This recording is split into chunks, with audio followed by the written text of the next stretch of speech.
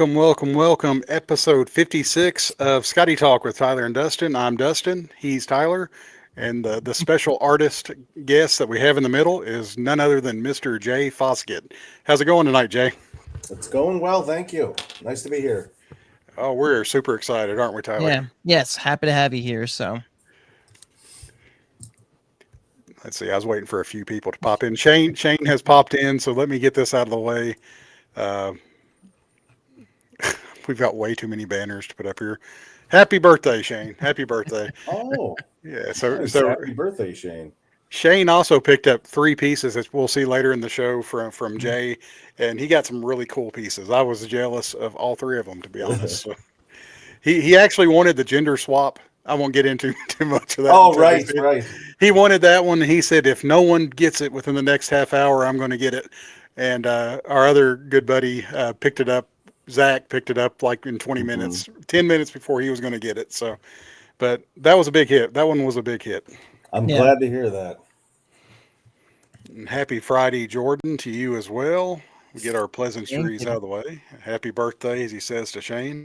And we've also another member of our Skottie group that's in the Kansas City area. That's another big fan of the comic book genre as a whole is Mr. Becker. He's usually on here, and he popped in earlier. So happy birthday to Mr. Becker as well.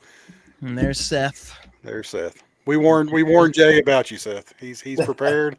He's not going to take any of your guff tonight, so just back off. Sorry, Jay. All right, now seriously, no. We were so excited whenever we planned this. As soon as Jay was announced as the guest artist for I Hate Fairyland number 45, I was like, well, that brings him into the Skottie verse enough to make sense for him to come on a show called Skottie Talk. Yeah. But we use that as kind of a sneaky way to get people in. But then we love to talk about your career as a whole because you've had a illustrious career. And as we see over the next slides, before we even get to I Hate Fairyland, I think everybody's in for a real treat tonight. Well, I hope they like it. Yeah. We've only heard good things from other people. Jamie, I know when we mentioned you was like, oh, you'll have a blast. He was like, you haven't met him yet? We're like, nope, first time. So yeah, excited to get to chat with you. So that's great. Well, it was July. Jamie was on back in July, I think. Yeah. And that's whenever I'd first contacted Jay around that time period and said, hey, it comes out October. And I was really hoping the stars would align and we'd get there. And we mentioned to Jamie that it's like, hey, we're trying to get Jay. We're trying to get the perfect time. And he's like, oh, you guys are going to love Jay. He said, he is great. and yeah, we've not been disappointed so far. Well, I'm glad. It's been wonderful talking with you guys leading up to this. Yeah, and it makes it a lot easier to get on here and talk live with someone you've never met because we've been chatting for roughly 3 or 4 months now, and we've really got into the chat heavy over the last few weeks. So we feel like Jay's part of the family already. Oh, I'm honored, and it was especially fun over these last couple days going back and forth with the drawings. So. Oh, that's right. And we're going to show all the drawings at the end that people that got, and the ones that they didn't get. There was only 3, I think, of the 17 that didn't go, or 18. The ones you added one. So those are still available, and you can email or contact Jay after the show if you're interested in those. Yeah. But me and Tyler and Jay were all on a group chat, and I said it was just like Christmas. Every few seconds, a new one would pop up and says, you have a photo from Jay. And I would tell my wife, pause the TV. So, but we'd see it. So yeah, it's very excited, and you all will love the stuff you're about to see. Yeah. Your reactions were so great. It fueled me to just keep going with it. Otherwise I might've dropped off at 5. I don't know. I think that's what you asked me earlier. You was like, how many do you think? And I was like, I didn't want to. I was going to say do 50. I was excited about seeing them all, but I said 5. I said 5 will be good. And then when you started doing them all over 5, I was getting so excited. I was like, oh, this is awesome. This is great. That's so great. So very, very cool. Becker has just popped in on the show. So happy birthday to Mr. Mike Becker as well. Hopefully you're having a great day. So I just want to make sure. Birthdays. I know October 17th is a very, very popular. And my grandpa turned 84 years old today. So I'll say he doesn't watch the show. No, none of my family does. To him. Yeah. So, but yeah, happy birthday to my papa. So hopefully he's having a great birthday as well. My birthday was just on the 7th. So, wow. Popular one. Yeah. Isn't that crazy? Happy birthday. Well, happy belated birthday then. Yeah. All Yes, the cool sir. kids are in October. I'm gonna say, yeah, good month to have it. So. That's exactly right. And I think my daughters. I think this sounds horrible. I mean, I'm ashamed of no Beckers, but no, I know my daughter turned 23 on October 4th, so I agree with you. It is a great month for birthdays. Yeah. So, and you got several Shanes saying happy birthday, happy Yep. belated birthday, Oh, thank Jay. you. And he's wishing Becker one birthday twins. All right, without further ado, we'll hop right into the next thing. This is Yeah. where we really build you up, Jay, and tell Wow. everybody all the accomplishments. And uh, whatever Tyler did a lot of the work on these slides this week, and I got very excited when I saw the owner of two cats, Goonie and Sparky. I love. Oh, yeah. Yeah, love I that. thought it was just a fun. Yeah, I loved reading your blurb and then seeing that at the bottom as a cat owner myself. I was like, I appreciate that, and they're great Oh, names. good. So You Very long much so. time cat dad, so and the 80s kid, so that's where Goonie came from, and then Sparky Yep. is named after Charles Schultz, named after the horse and Nice. Barney Google. And also, when I first picked her up, I let her walk around the inside of my car, and she was pushing on the gas pedal, so I called her Sparky. Sparky. well, not That is not to awesome. I posted this in the Facebook group today, but since you mentioned Goonie, I don't know if you're a Lego fan, but I've got to promote Lego. They're doing a Goonie yeah. set on November 1st. Yeah, the new Goonies. Yeah, I just saw that. That's incredible. It's an Yeah. incredible looking set.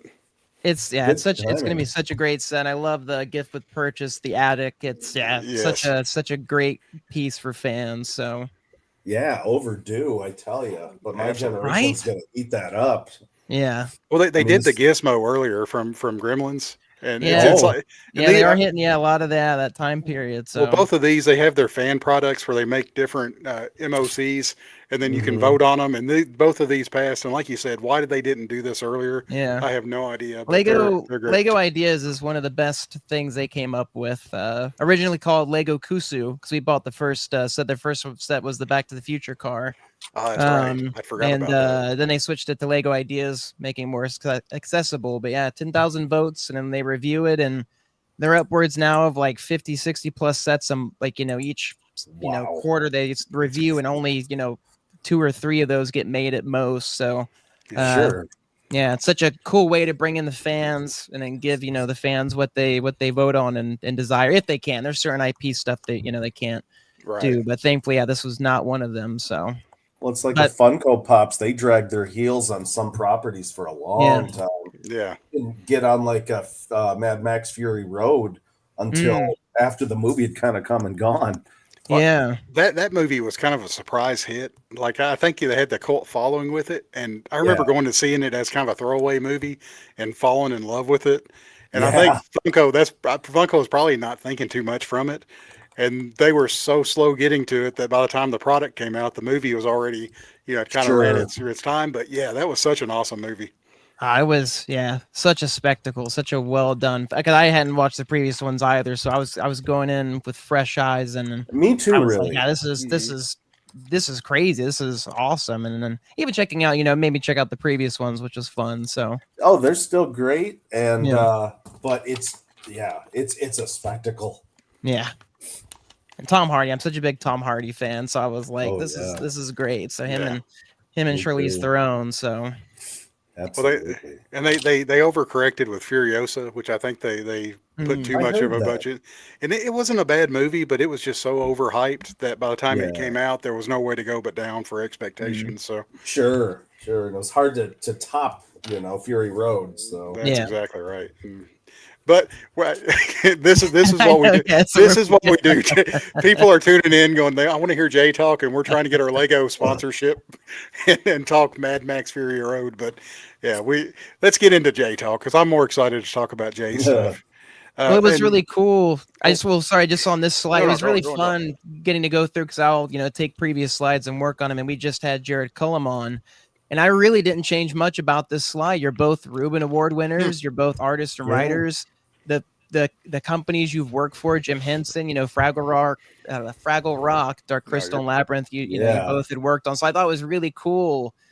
I was like, man, I get to keep this. I was like, you both, shared a lot of that. So especially with your love of Jim Henson and that company. So yeah, we've kind of fit within that sort of fraternity of artists that have a cartoony bent, And, you know, we fit on stuff like I Hate Fairyland, or in my case, My Little Pony, or also Rocket Raccoon and Groot, stuff like that. So not everyone is qualified. Like, there's so many great superhero artists out there, but the guys that do the stuff like me and Jared and Skottie do are fewer. Yeah, no, for sure. Yeah, definitely. Like you said, you all have such distinct styles that, like you said, fit really well within these worlds. So yeah, totally. Well, Tyler, from now on, I think we can only have Reuben Award winners on that fall in this category. We've got our niche here. So have to vet people, before they get to come on. So absolutely. Well, and that one was a surprise for me. Believe me, I didn't see it coming. So boom, awesome, let's get right into that slide. Congratulations. This was such an accomplishment.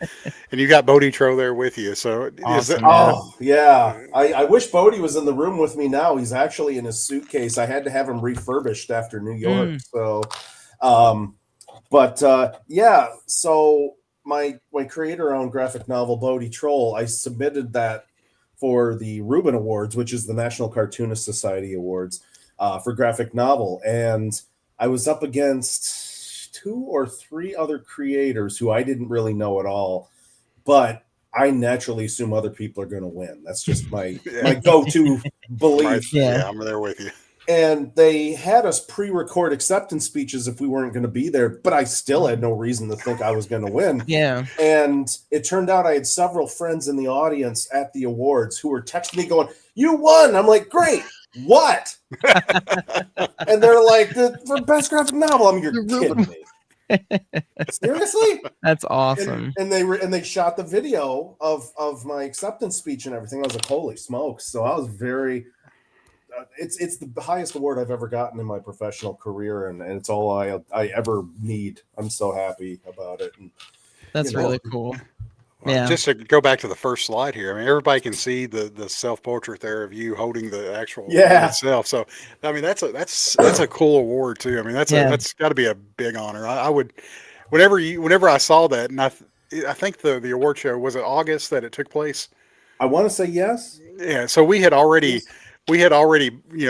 booked you. I say booked you like we're, like this is. No, that's exactly right. We'd already booked you, and I was thinking, oh no, Jay's an award winner now. He may back out. He may back out. I'm a big shot now. Yeah, we've got some riders we have to follow up, but I was so excited to see that you had won. And I was like, that's such an accomplishment. So congratulations on that. That's awesome. Thank you very much. Thank you very much. And Skottie's been nominated over the years too for the National Cartoonist Society Awards. Because you don't have to be a member to be nominated. He's certainly qualified. So, but I'm not certain. Yeah. Well, this is, I'm kind of ignorant on this, Jay, so forgive me, but I didn't know what the Reubens were. Like I knew that they were the National Cartoonist Society. I mean, I knew that was involved, but I thought, where does the name? It was a sandwich, but other than that, I thought, and a delicious sandwich. I knew it was like a big, accomplishment to win one, but I was like, where did they get the name Reuben from? What is it? And I did not realize it came from Rube Goldberg. Yeah, and my favorite thing in the world is Rube Goldberg devices. Machines, my God! Yeah, I love those. I love seeing them. I love seeing them unfold. The music video that I can't remember which band it was that did the music video with the huge Rube. OK Go. OK Go. That's it. Yeah, they made the craziest videos. So that's that was my little note I had. I found out that's what Reuben stands for. It's named after him, and he was the first president of the National Cartoonist Society. I only passed my science requirement in college because I drew a Rube Goldberg device, which is all that's a physical science thing. So that's how I got I passed that class by a hair, just by doing a big illustration of a stupid device. So that's awesome. Well, Mike Becker is a member of the 4C team, which is the comic rep for Bill Morrison. So he's my buddy. Yeah, Becker's letting me know that Bill Morrison would be furious with me for not knowing that about the Reubens. Oh yeah, he was the president. Yeah, that's right. So I need to pay attention more. I'm sorry. No, we can't keep track of everything. And the thing is about the Reuben Awards is they started, I want to say, in the 1940s, maybe even the 1930s, where it was all the comic strip artists lived in around New York and the East Coast, and so they would meet periodically, and they started this group, and gradually you got guys like Mort Walker. all but physically fought. He's the creator of Beetle Bailey, to get Charles Schultz admitted into the group because the group didn't want him, not realizing Charles Schultz would become the king daddy of all comic strip artists. So it's a very prestigious group, and a lot of my heroes have long since passed, but you got guys in there still like Bill Morrison and Sergio Aragonés, who's from Mad Magazine and Gru the Wanderer, who I still love these guys. They're still my heroes, and they're still in there. So it's an honor to still share oxygen in this planet with these people. Yeah, and Becker, 100%, yeah. Becker's talking about 4C on there, and they've had Sergio and Bill and Stan Sakai on together at all these things, and just the stories that they tell about some of the lives that they lived in the comic world and cartoon society world are amazing. So, oh my gosh, especially in the 70s, when all the gloves were off, everything was crazy, and Sergio, boy, what a he's a character, man. Yeah, I love him to death. He's the reason I got into comic books, because my very first publication was a graphic novel called Dead Duck, and he came to Motor City Comic Con here in Detroit, and I went to the show and I showed him some of my samples just to see what he thought. And he loved them, and he gave one of my characters this little voice while he's sitting there. And I said, well, I was thinking about self-publishing this. He goes, oh no, you got to find a publisher with actual distribution. This deserves to be seen by a wide audience. Do that. And so he's the reason that all kind of happened, because he pushed me that direction. That's really awesome. It's always great to hear those stories, that we've heard that from Skottie and other people, getting that feedback from the artist, that inspired you to then pursue, your own career and then inspire others. And again, that's just, domino effect. So totally. Let's see. And real quick, since we're discussing Bodhi Troll Volume 1, do you have an issue of that, Jay, close to you, so show what we'll be giving away? For everybody that comments on the show, we're going to do a wheel spin at the end, and this will be the prize. It's funny because I had one set aside, and then I got an order that came in today, so I shipped it out. Well, that's good. That's good. But I've got the boxes over here, so let me see. Here we can, you'll blow them up. Yeah. Yeah, so this is Volume 2 of Bodhi Troll right here. It's the new volume that came out in the spring. And this volume took me like the better part of 5-6 years to put together. Wow. But it's self-published under my Cheeseburger Press imprint. And I love that. Anyway, yeah, this is my big passion. If I didn't have to do anything else other than Bodhi Troll, I'd be happy. But when I get rare opportunities like working with Skottie or some of the stuff I've done for Marvel, it's like, I'm on board. That's awesome. I mean, it's again, a lot of, or most artists, that's how they feel. They want to, do their own thing, put their own spin, put their own voice out there into the world. And being able to get that chance, like you said, is can be so difficult to come by. So it's really awesome that you're able to do that, and through your own, company. So. Well, that was sort of an early lesson for me, because a lot of guys who want to break into the comic industry think I need to go work for Marvel or DC. And even I had that mentality to a degree, except I knew my art was not an immediate fit for those. And I also had a voracious imagination. So I had my own stories created around, and that's how I broke in the industry. And I'm glad I did. And that's what I encourage up-and-coming artists now to do. I'm like, create your own thing first, make your name with that, and then Marvel's going to say, hey, we like what you do. Come over and do this. Absolutely. Yeah, it just goes, and we were talking because I just was at my alma mater, and that's kind of the similar, thing that we taught. We were there giving our artistic journey. It's one of those things where, everybody wants to work the big shiny, corporate company and stuff. It's like, one, you're just not going to. Not everybody's going to get that chance right out the bat. But just because you don't doesn't mean you won't find something else that's just as fulfilling, or more fulfilling, or better. Working, it's your own stuff. So, I mean, just like you said, working, the thing that you're passionate on, that passion will come through, and that's what's going to get them attracted. Not the technical, skill and stuff. Is just how much love you put into it. So, and it's one thing to work for the Marvels, the DCs, or whatever, but most of that isn't even financial security. It's just bragging rights, and bragging rights don't pay the mortgage. So, and that's the other thing. I'm like, it's cool if you want that experience, and it's a real feather in your hat to say you did that, but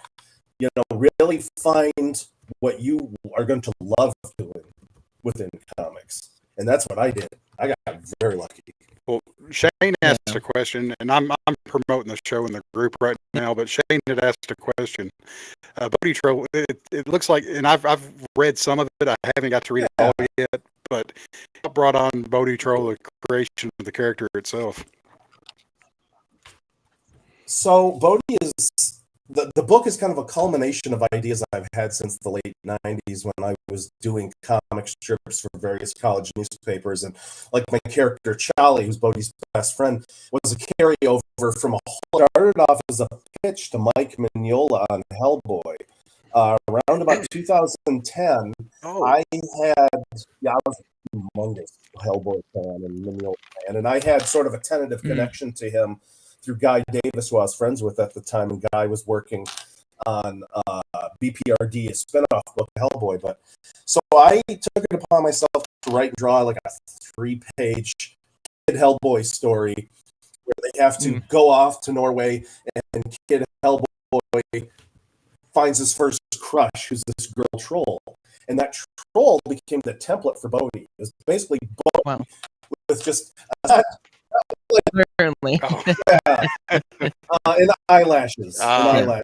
So just very, very, like a Betty Boop, Bodhi troll. So I pitched that to Mike, and he loved it, and him and his editor thought it was great, but they didn't have a place for it.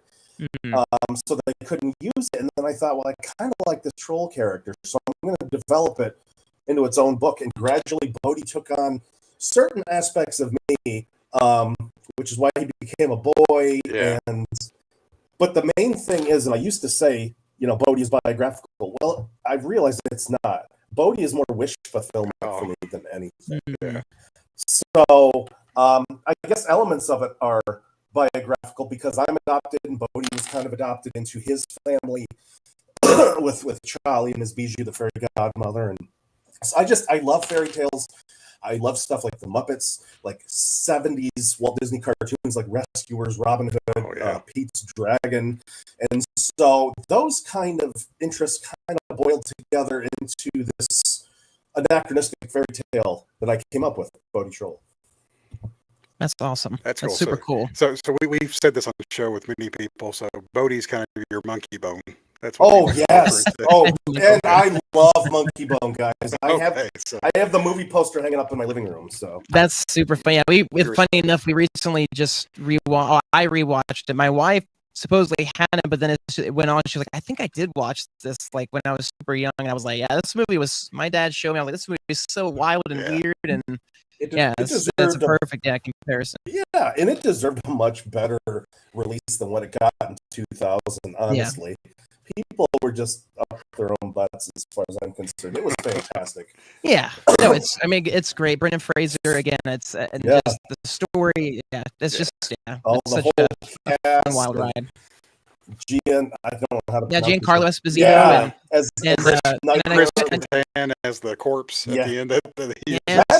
My favorite role he ever did was the corpse. I was like, he's really awesome in this. Yeah. He is great. The comedic, the physical comedy from it was just perfect. It was. And I'm playing Better Call Saul. It literally just had his name. Bob Odenkirk. Bob Odenkirk. Yeah, I was like the doctor, and I was like, I couldn't remember any. I didn't know those people well back then. When Bridget I saw it, Fonda, Whoopi Goldberg. Yeah. Bridget Fonda. Yeah. Stephen King had a cameo in it. Doug Jones had a cameo in it. Yeah. Oh, Doug Jones. I didn't realize he was in it. A lot of people. So anyway, fantastic. Once again, haven't seen Monkey Bone, go watch Monkey Bone. Yeah. The Fraser Renaissance period that happens not complete until you see the Renaissance as they're called. The Renaissance. There you go. Yeah. That's right.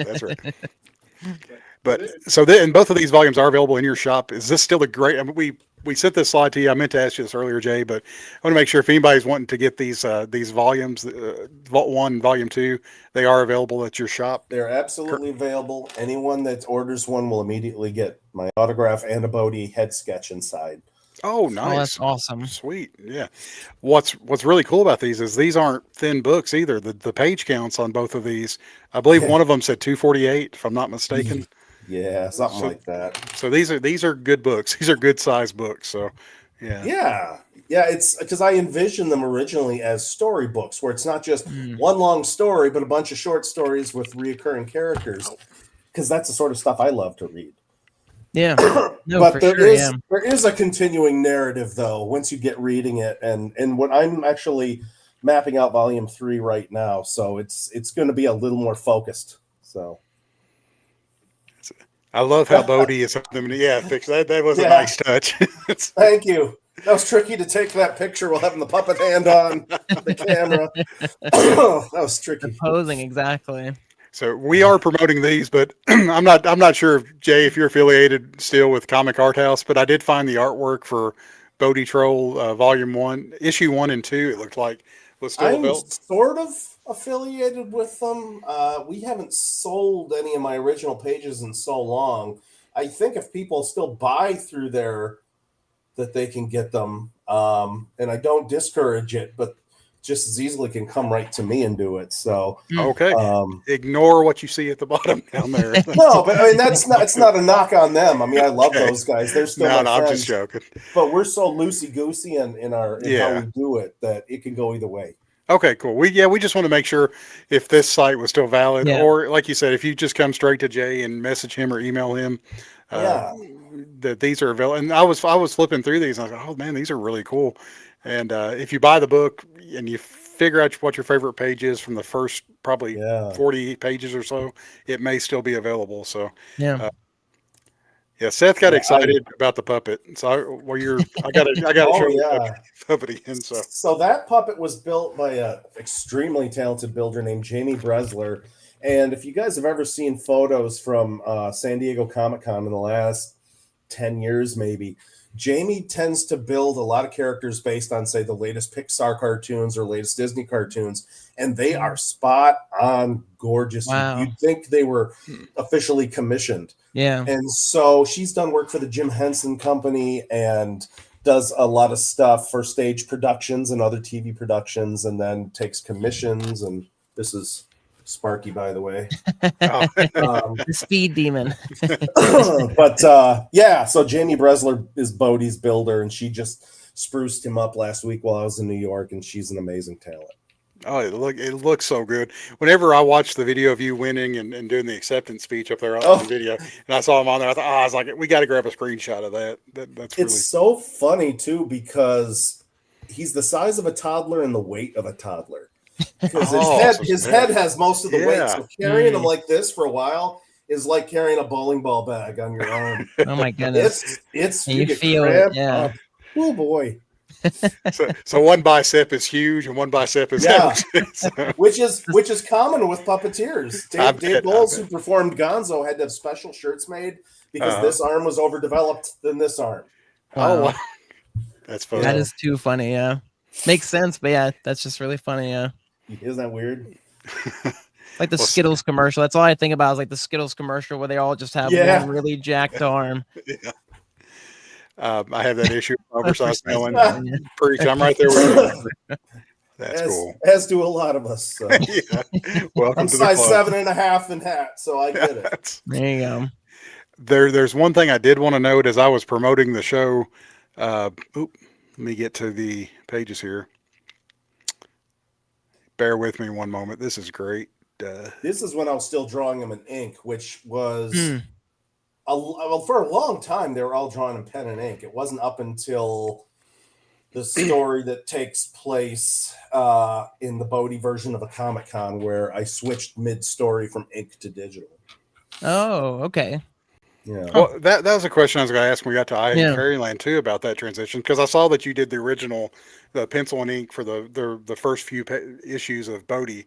So I was wondering when that transition happened. So, but Mike Becker, whose birthday is today, just claimed the Charlie Brown in the group. So there's another. So, very nice. I'm so glad because I love Peanuts. So I'm actually thinking about putting out a Peanuts parody sketchbook next year.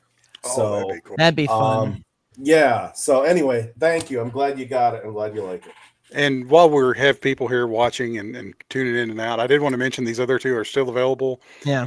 The Dexter Laboratory meets Dexter is inspiring. That is so good. Thank you. That's such but it is a full sketch cover on the Mad Sketch comic. So pricing's $150 plus shipping.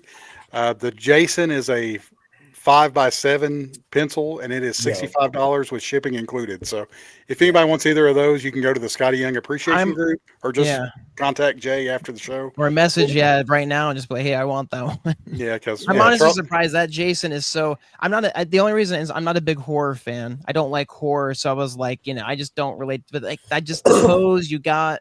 And just the drip off the machete and the blade is just so. It's just such a great sketch. So. I am a big horror fan. Okay, and actually, and I don't begrudge anyone who doesn't. No, I'm also particular because there's like a subgenre of horror that's torture porn that I hate, and I refuse to watch it, like the Hostel movies or whatever. But but when it's goofy fantasy like Friday the 13th, I'm all over that. And gosh, what was I going to say? So for a number of years, I drew a single panel horror comic, like a Far Side kind of single panel comic for Rue Morgue magazine called Necronomicomics. Oh, yeah. That was you want me to get that slide, Dustin? Or? Oh, I didn't even. It makes sense you guys would come across that. It didn't occur to me though. I think it's If you want to go back, no, that's not that one. It's I think it's 5, maybe 4 or 5. Boy, you guys are thorough. Oh, there it is. There we go. Oh yeah, the Predator one. There was the one that I chose for the It was one of my favorite ones. So right after I did Dead Duck for a now defunct company called Ape Entertainment. That's my creator-owned book about a duck and his sidekick who worked for the Grim Reaper, and which of course showcased my appreciation for horror and kind of like the Von Bodie cartooning that I've been a fan of, underground cartoonists and stuff like that. But after that, I stopped working with those guys. I got a hold of Rue Morgue magazine and proposed doing the single panel comic. So I did that for about 4 or 5 years, something like that. That's awesome. I wish they could have been printed bigger, but I understand the logistics of fitting things in, and they looked great in the book, and it was a ton of fun to do. And they're published out of Toronto. So how big were they? Yeah. Oh my goodness. I don't think they were any bigger than an inch by inch and a half, something like that. Oh, wow. Wow. There was some serious eye strain. So Wow. Yeah. And of course, whether I'm working traditionally or digitally, I am a sucker for detail. So I would put in this minute detail that no one's ever going to see. Yeah. But I know it's there, and it's just ridiculous. A lot of us are guilty of that. Yeah. True. No, it's very true. Yeah. It makes it so fun. It makes you look at an image and then you go back, look at it again, and you find something you didn't see it before. And it just keeps telling that story. So Fairyland, it certainly has that going for it. I hate Fairyland. So the double page splash that we'll be discussing in detail here in a few minutes, that's one that I've went back to probably 5 or 6 times today and just picked up different things. Because when Tyler mentioned one, and we won't spoilers, or there shouldn't be any words on it, so some people have to buy it. But you'll see some of the cool stuff. And the Ghostbusters one, like, I didn't catch that Gert was over to the right at first, because I'd looked at like the one that caught me was the deboning, is that the right word, of Popeye. Gert. That's the one that I focused on, and I looked around at the rest of them because it was very early in the morning when I saw it. But then whenever I reread it and saw that, I thought, oh, this is great. There's so many little details in that double page splash that you put in, Jay, just as thank you. That had to be a blast to put together. It was truly, so Skottie had only suggested maybe 1, maybe 2 ideas to go in that splash, but he was like, use them or don't use them. And so when I had first drawn a piece for him, he had already started to write the Popeye script, and I wanted to give him some inspiration.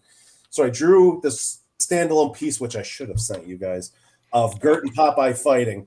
And Gert shoves a shotgun into his pipe, and his brains go shooting out the top of his head inside a spinach can. Yeah. And so I redrew that for that sequence you're talking about. That's awesome. Yes. Yeah. That was a great one too. And Popeye kicks her between the legs so hard that her ovaries shoot out her ears. Oh my gosh. I missed that. Yeah, that was like the nastiest thing I've ever drawn. I felt guilty. Holy cow! It was Like it's this little girl. I'm such an evil person. well, and I think Skottie's like mentioned that, it's like, you get in that thing. It's like how sadistic are we? That we're, you have to beat up, or even Derek, having to beat up a girl, beat up multiple this little different ways. little kid. Little kid. Right? So Yeah. But Skottie, now what did you think of Skottie's cover? Whenever the one he did with her, like doing the Hannibal Lecter imitation with Gert wearing Popeye's loose limbs and face. I mean that it's funny because he took it further than I felt like I would. See, that's Skottie's thing though, and he's so great at that.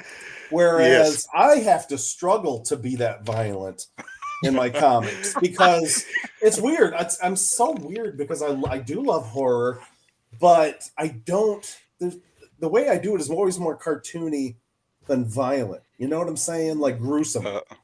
So anyway, I just sent you the image, so you emailed it to you, Tyler, if you get a chance to look at it. Oh yeah, I can certainly bring it. Skottie.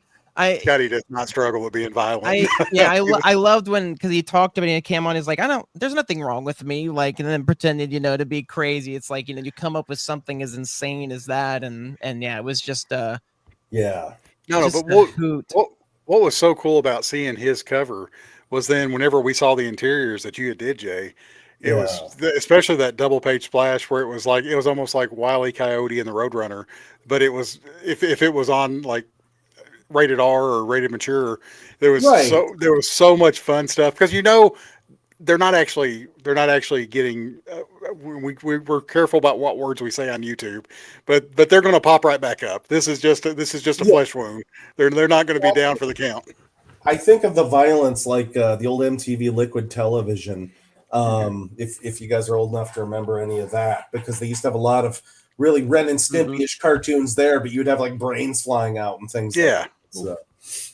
No, I'm looking forward to getting some of the stories from you when you look at the art there. But we'll give Tyler a second to. Yeah. Tyler's our technical. Well, I told you I'm the spreadsheet guy. Tyler's our art and technical guy, so he handles a lot of this especially. stuff. I'm juggling. I've got a few things I'm juggling, so I'm trying to keep on. This is there we go. Oh, there she is. Look at that. Holy! I didn't realize you meant that Gert getting kicked was in this drawing itself. I thought I'd missed it in the double page splash. This is insane. Oh my god! So Skottie had started writing the script, and he goes, "You're going to be drawing an M and F or Popeye." I'm like, "Yeah, I am," and I was so excited. And anyway, so I drew this piece to kind of inspire him and just say, "I'm ready." So yeah. And that's this is so good. And it's like, I don't know. I felt I was conflicted. I love it, but it's pretty violent. Jay, this is what we do for fun. This is great. And I sent a message to Seth and Tyler today. We were talking about the spinach can. I was like, Popeye's got spinach on the brain that it comes out whenever he gets shot so much. It's just such a great touch on all those things. Such a fun detail, and going through the pipe and yeah, and it was tricky too because even though it's coming out of a can, by no means could it be spinach because within the public domain, spinach has not been introduced yet. Oh, so I danced very carefully around that, and things like that. That's why my version of Popeye that you see in the comic doesn't necessarily look like 100% like this version I drew here that you guys are looking at. Yeah. That's closer to the Popeye we all know. I drew a version based off his original 1929 appearance because that's what's copyright or public domain. Yeah. So I was very conscientious about that. Yeah, because I never thought about that. Yeah, well, I have worked for King Features. I got to write and draw a Popeye Sunday comic strip for his 90th anniversary, which was just top of the hill for me. That's all I ever wanted to do with Popeye until this. So I was going to say, I'm going to bring it. I think maybe I had. Is it this one right there? Popeye's Cartoon Club. Sorry, I always hate trying to fill art because I'm like, I want to put enough to where you can look at everything, but then I also just want to have like an individual slide for each piece so you can, zoom in on these details. But this is all available on Jay's website. So if you go to his website, you can view all this stuff really nice and big. So we recommend it. I mean, it deserves to be seen in a bigger format. So I was so thrilled to get to do that, but and King Features can't argue this point. They don't do enough with Popeye, and myself and several of my colleagues have gone to them and said, "Hey, lease us the rights or hire us to do something with Popeye because you're just sitting on this character. It's older than Bugs Bunny, almost older than Mickey Mouse, certainly older than Superman. You should be doing stuff." And the response was very aggressive, like, we know what we're doing with our character, and you don't. We don't need you to tell us what to. And it's like, okay, that's cool, because that public domain's coming up fast. So sooner or later, it's going to catch up. So and you're not just saying it as a creator. I mean, you're saying it as a fan as well. Like, you've got to get more. So it's hard for them to. Yeah. What was cool, Skottie at one point was inking issue 42, which had the first, like, his cover for Helicorn. And he started talking about, I made a comment or something about, we got to get him to do variant covers for all of them. And he's like, no way. He's like shaking his head or can't get it done. He said, except 45. And he said, there's a special guest appearance in 45. And it was like, he didn't say who it was, but you could just tell how excited it was. And it got the fan base excited too. Like, who's this special character? And I know whenever it was revealed, your cover was revealed for Popeye, the issue 45 cover by Jay. Everybody lost their minds. It was just like, oh my gosh, I can't believe you got Popeye and I Hate Fairyland. So to Skottie's entire credit, I originally designed a cover that didn't have Popeye on it because I didn't want to give it away until book. And he goes, oh no, we're going to give it away right away because people are going to be excited for that. He goes, I'm of the belief that you show them the thing that's most going to sell the book on the cover. Don't worry about surprising them when they open it. And I'm like, good lesson. Okay. Yeah. I like that. Yeah. Know what you're getting into. Because it could almost be that kind of double-edged sword if you set yourself up or hype yourself up too much, and then you're like, oh well, I was thinking something else in mind. So I was thrilled because the cover I'd come up with was it would have been a decent Gert cover, but it wasn't Popeye, and once he took the gloves off and said, go for it, then I'm like, all right, here we go. Thank you, sir. And it's awesome. It looks, I love the covers, like Gert and Popeye together, just with those tentacles. It's just like, man, this is going to be one wild comic. So, and I was worried about inconsistency because I hadn't been given the full script when I drew the cover. I knew there was going to be some sort of a sea monster in it. Yeah. So I just thought, okay, I'll just do some general tentacles on there and that will represent the sea monster. But when it came time, and I don't know if I should say this for people that haven't read the book yet, but my design of the sea monster inside the book is not what you see on the cover. I'll say that much. No. But there was a very conscientious reason. Even better. Yeah. So, like I said, I don't want to spoil anything for people that haven't read it yet. But no, we'll give plenty of, before we show the issues with the art, we'll give plenty of spoilers to make sure people tune out if they haven't seen it yet. Good. But it's one of the benefits too of just showing the art without the text content, because it's like you get it, but it's like unless you read it, so it's like, all right, just go out there, buy it, read it, and then get the full experience. So the collaboration between like you, the artist, Skottie, the writer, you've got to have them both working in conjunction with each other. And this issue hit like really well. There was some dialogue in there, and then at the end, never mind. Dadgone it, Jay. I started We're gonna give a warning. Forget the warning. Here we go. Now I'll save my other thought, and I'll save that one for whenever we actually get to those pages. But it was cool back on Brett's run, and I'm not sure if you followed the full run there, but the last arc, whenever Skottie introduced like characters from the that had ran the public domain, like Steamboat Willie and oh gosh, Jungle Book. There was all kinds of these. He hadn't included. I don't think Popeye had entered yet. When did Popeye actually enter? No, Popeye only entered in the last year. Okay, wow. I'm pretty sure that's the case because it's like I want to say 75 years after the creator's death or something like that. But I don't know. I don't quote me on it. No. It was just I feel like it's something like that. I was wondering if it was going to be one of those characters come back.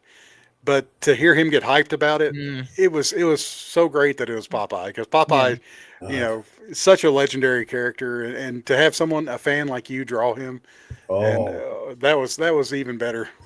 Well, and he had said, because this is when we did Rocket Raccoon and Groot 10 years ago for Marvel, and he had asked Marvel to put me on that issue, and he told me then, I wrote this script for you because your iconography for Bodhi Troll has a lot of like sort of Viking kind of battle warrior characters in there sometimes.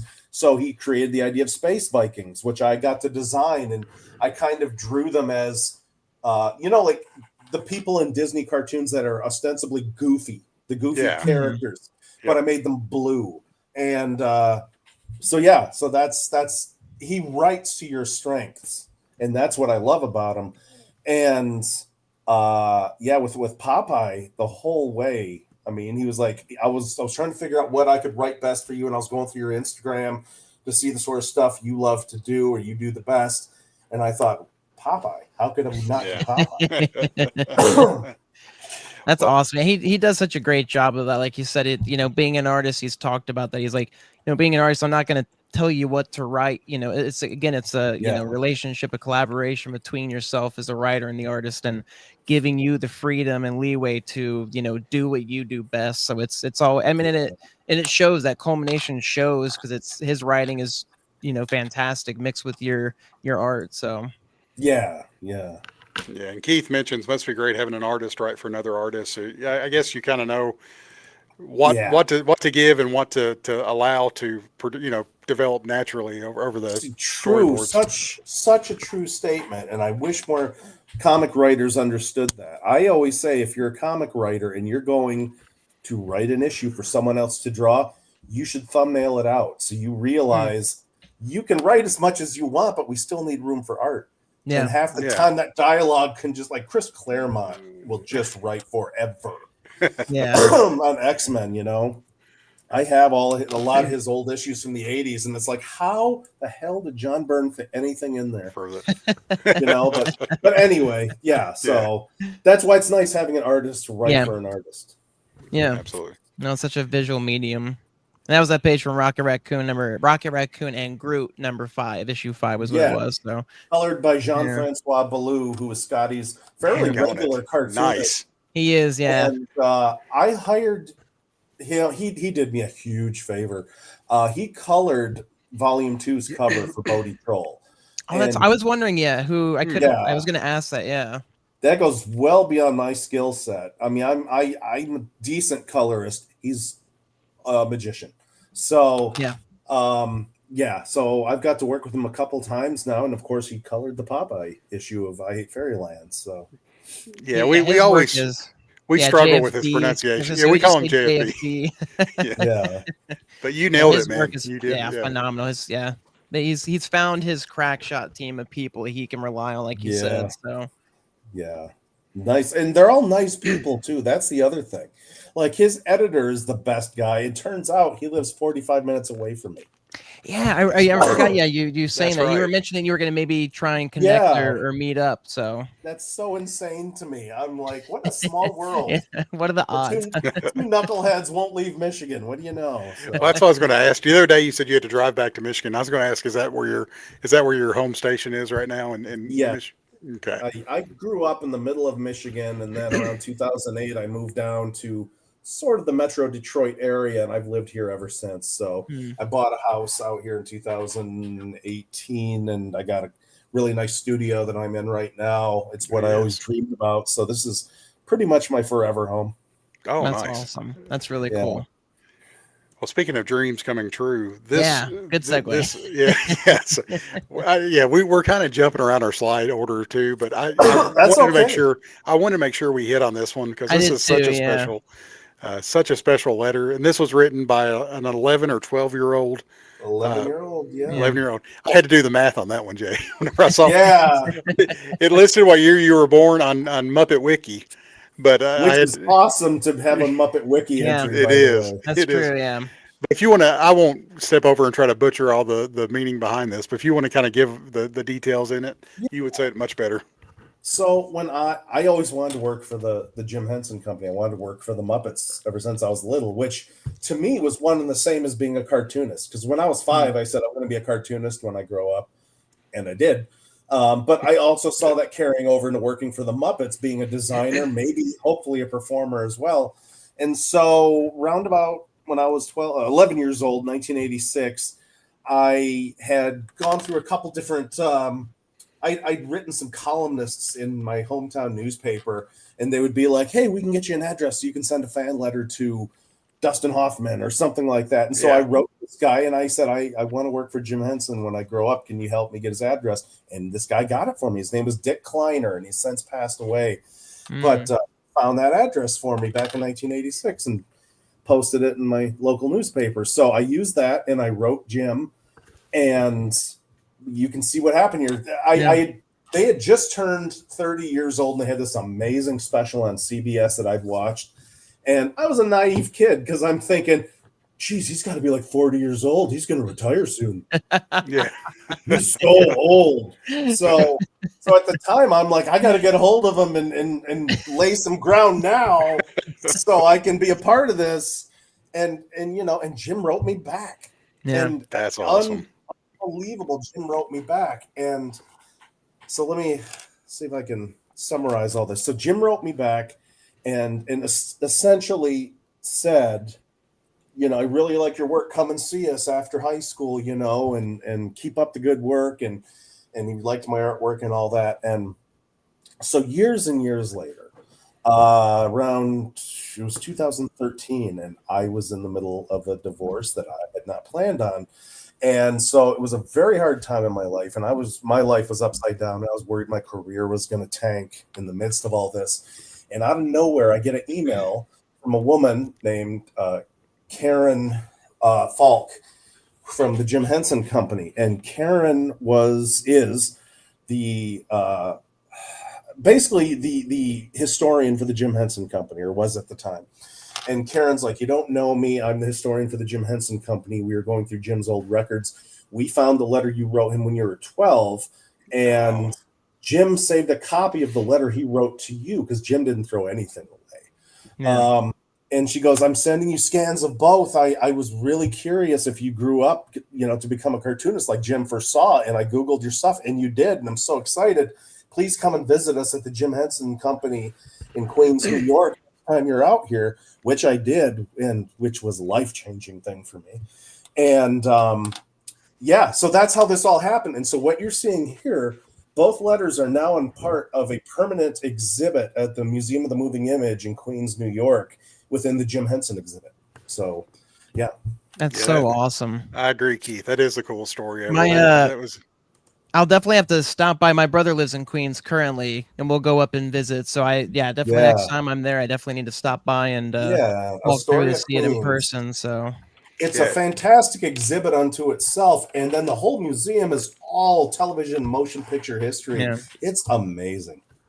Yeah, I think I think my brother told me about that. Yeah, we were just talking about that actually. So I didn't realize it was one and the same. So I definitely need to go check it out. So.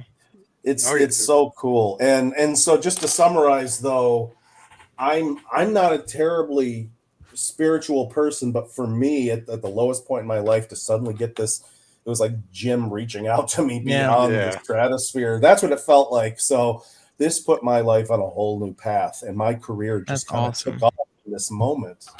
So yeah. Well, the amazing thing and sad thing about this is that January of '86, you wrote this to Jim, and Jim, you got to make that connection with him, and then Jim passing away 4 years later. Yeah. So I mean that is, but the fact that you knew this was going to be in your future, this is something that was going to. The fact that he knew who Jay Fosgitt was, is just that's really cool, and the fact that he wrote back and could bring these two things together.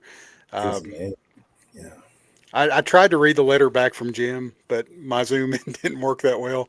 But Tyler, whenever you go take a good picture of it, and we'll make sure and post it to the group. I think the image I grabbed was pretty high res. I think you might be able to if I grab that original image. So I didn't have my glasses on either. If you go on to Google, I get at least a message a month, sometimes a couple from people who don't know me.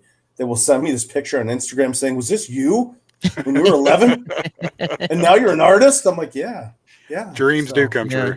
Exactly, they sincerely do. They do. And I agree. Like Keith says, the world needs to hear more stories like this, especially, the depressing things that you hear about every day. Stories like this show you not to give up, even during rough times like Jay went through. Something will be there to pull you out if you just keep chicken away at it. So never lose hope. I was going to say that's a good, what was it? 11. So I'm going to jump ahead to this one as well, which I thought was cool. Kind of that similar story you recently shared. Full circle stories. Yeah, like being 11 years old and, finding Bodhi Troll and then, finding you again now at New York Comic Con and getting to take a picture and everything is really cool. So these moments are why I do shows. Like, honestly, half the time I do cons, I don't even break even. That's just the reality doing Comic Cons. But if I have a moment like this, I'm glad I went. And so this happened and it won me over. And a year earlier, similar situation, I was in Toronto and this young girl came up to me and she goes, "Oh my God, you're here. I can't believe you're here." I'm like, "Yeah, it's been a bit." And she goes, "When I was a little girl," and I don't know how old, we'll say younger than 11, maybe 7 or 8, I don't know. And she goes, "I came up to you and you just gave me a copy of Bodhi Troll for free. I came up to your table and you drew Bodhi in it." And she goes, "That's been like my feel-good comic my whole life. And I always wanted to find you again. And now I'm a 22-year-old artist and in video games." Actually, she's trying to get into video games. Oh, cool. And she said, "And you were my inspiration. And it's because of you I got into art and all that." And I'm crying. And I'm like, "I am so proud of you, as if you were my own kid." And she goes, "I tell all my friends you're my art dad." And I said, "And I am." So I call her my art kid, and we're actually going to reconnect here pretty soon when I go back out to Toronto. So moments really cool. like this here with this young woman too. Oh my gosh, it means everything to me. It's why I do what I do. Yeah. But you see the excitement on her face too. I mean, she was so excited to have the volume too. That was fun to see this picture, and we want to make sure to include it. Thank you. It's such like you said, it's just those connections. I mean, that's what makes those cons so great. Is just moments like that between and again, at the end of the day, we're all just people. It's no matter how well known or unknown we are. And making those connections, you're like, oh, well, you're making it just like I'm trying to make it, or have made it kind of deal. So when I was this is kind of related. When I was in New York this weekend, I'm on an end cap, and I'm just sitting there working at my table, and this young woman's next to me, and she had just gotten some artwork from some other artist I didn't recognize. He drew her Dungeons and Dragons character, and she's just so excited. She's shaking, and she turns to me and she goes, "My friend's not here, and I can't share this with her, but can I tell you how excited I am?" I'm like, "Yes, please." And so she spent like 10 minutes telling me about how excited she was about this art, and I was excited for her. And getting to share those moments with people, like, that's what the world needs. Not to get too preachy, but that's what the world needs. And it means everything to me when I can have those. It was so wonderful. New York was amazing with moments like that. Well, that's Jay, really cool, yeah. Keith had said, honestly, I needed to hear something like this tonight. Thanks for sharing and caring, Jay. So, well, thank you, Keith. And Becker says, I plan on smiling like that when I meet Dustin in person. It'll be a mutual smile. It'll turn into a frown when he turns and sees me. He's like, I just and you, Tyler. Oh, me. But yeah, Keith says, preach, Jay, preach. So, But I'm hoping to get out to New York Comic Con. I was attempting to go this year and it didn't work out. So I'm hoping next year that can go forward. So honestly, it's the argument is still which is the bigger of the two cons, that or San Diego. I say New York because New York acknowledges comics. San Diego, it's about movies, toys, and video games. Yeah. And the only reason they've held on to their artist alley all these years is because it's a tax write-off. It allows them to have a nonprofit status. Yeah. And I don't care if that's, an insult to say that or not. It's why I stopped doing the show. Well, it's becoming an unobtainable show for like the average fan to get into now. Totally. You have to have so much commitment to standing, 6-7 hours in line for different things or for different shows, for different artists. So to find some of these other artists other cons that are popping up, whether Planet City is Becker's home con in Kansas City, or Heroes. And that's a great show, I hear. Yeah. Oh yeah. That's another one that hopefully. Have you ever been to that one before, Jay? I have not, but my friends have, and I've been trying to. I send emails and I haven't cracked the code yet, but I hear it's a great show. Yeah, we've had several people in the group, and we had some come on after the show just to discuss some of the stuff they had bought there. And just they said it's easier to get to artists and be able to communicate with them. And whether you have a show like San Diego Comic Con or MegaCon, where it keeps on getting bigger every year. We've talked about that one as well with what was it, 180,000 attendees. Yeah, it's the third biggest now, like nearing up there with New York and San Diego. So that's just crazy. But I'm glad to hear New York was a success for you, Jay, because you're posting some great sketches out of the show. This is just a very small. I picked a few because I didn't want to shrink. Yeah, the Labubu. I saw you did this a few cons back, where you're like, you're like, I'll Labubu you. I will Labubu you. Yeah, that happened at Dragon Con. I did Dragon Con in September, and I drew my friend Corinne Roberts, who's a very talented artist, and I drew her as a Labubu, and then she was like, "You gotta offer this to people at your table." And it's a quick 2-minute sketch, so I just charged like $40 or something, and I sold a lot of them. Wow! Because it's the hot fad right now, and there's a part of me that feels a little dirty doing that. I'm like, it makes people happy. The people you drew.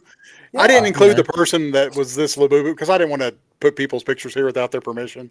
But most of them were a big smile on their face. But they were so happy. And then I saw this, I was thinking, man, you could Labubu people's families for Christmas. That'd be a great Christmas gift. I'll be surprised if it doesn't happen because I get a lot of Christmas commissions, so it could happen. Who wants to be knighted when you can get Labubu'd? So exactly. Nita Dustin Labubu. That's Seth had tried to create a Dustin Labubu at one time and did not work out. It was just a Labubu and a flannel shirt pretty much was my. But Becker did say he is on it. He said he is on it for Planet, so he's got connections, so we'll see. Thank you. You know, if it wasn't for word of mouth and people helping me out, I wouldn't be anywhere in my industry, and I mean that. People say, "How did you get into My Little Pony?" I'm like, a friend recommended me. How'd you get into Marvel? A friend recommended me. How did I get on I Hate Fairyland? Skottie's my friend, and he brought me on. You know, you are nothing in this industry without the people that look out for you. Yeah, and I can't believe I haven't brought up My Little Pony because you're like one of the 3 names I know I associate with My Little Pony art. And I thought Agnes Garboska is another one, and if I'm not mistaken, Andy Price. So and Jay, and I saw that, and I haven't. So how did you get into My Little Pony? Like how they dragged me in kicking and screaming. Okay. I had just wrapped up Dead Duck over at Ape Entertainment, and I was doing the comics for Rue Morgue magazine, and Katie Cook, who's been a friend of mine, a great friend. Katie's awesome. Her art's awesome as well. Oh, she's incredible as an artist and a writer. So she was one of the main writers on the series at the time, and she was like, "Let me introduce you to the editor and get you to do some covers for him." I'm like, "Yeah, I could do that. Yeah." And she was like, "Just work up some samples." I'm like, "Yeah, I'll do that. We'll see." And then she goes, "Do you have them? Do you have them?" And then finally I got them to her, and she handed them off to Bobby Kurnow, who was the editor at the time, and now I believe he's the editor-in-chief or publisher of IDW. I believe. Yeah, anyway. So Bobby said, "Yeah, you want to do a cover for us?" I'm like, "Yes, I do." And so I started working on this cover for this particular issue. I wasn't even halfway done. And he goes, "Why don't you just draw the whole issue?" I'm like, "Why don't I?"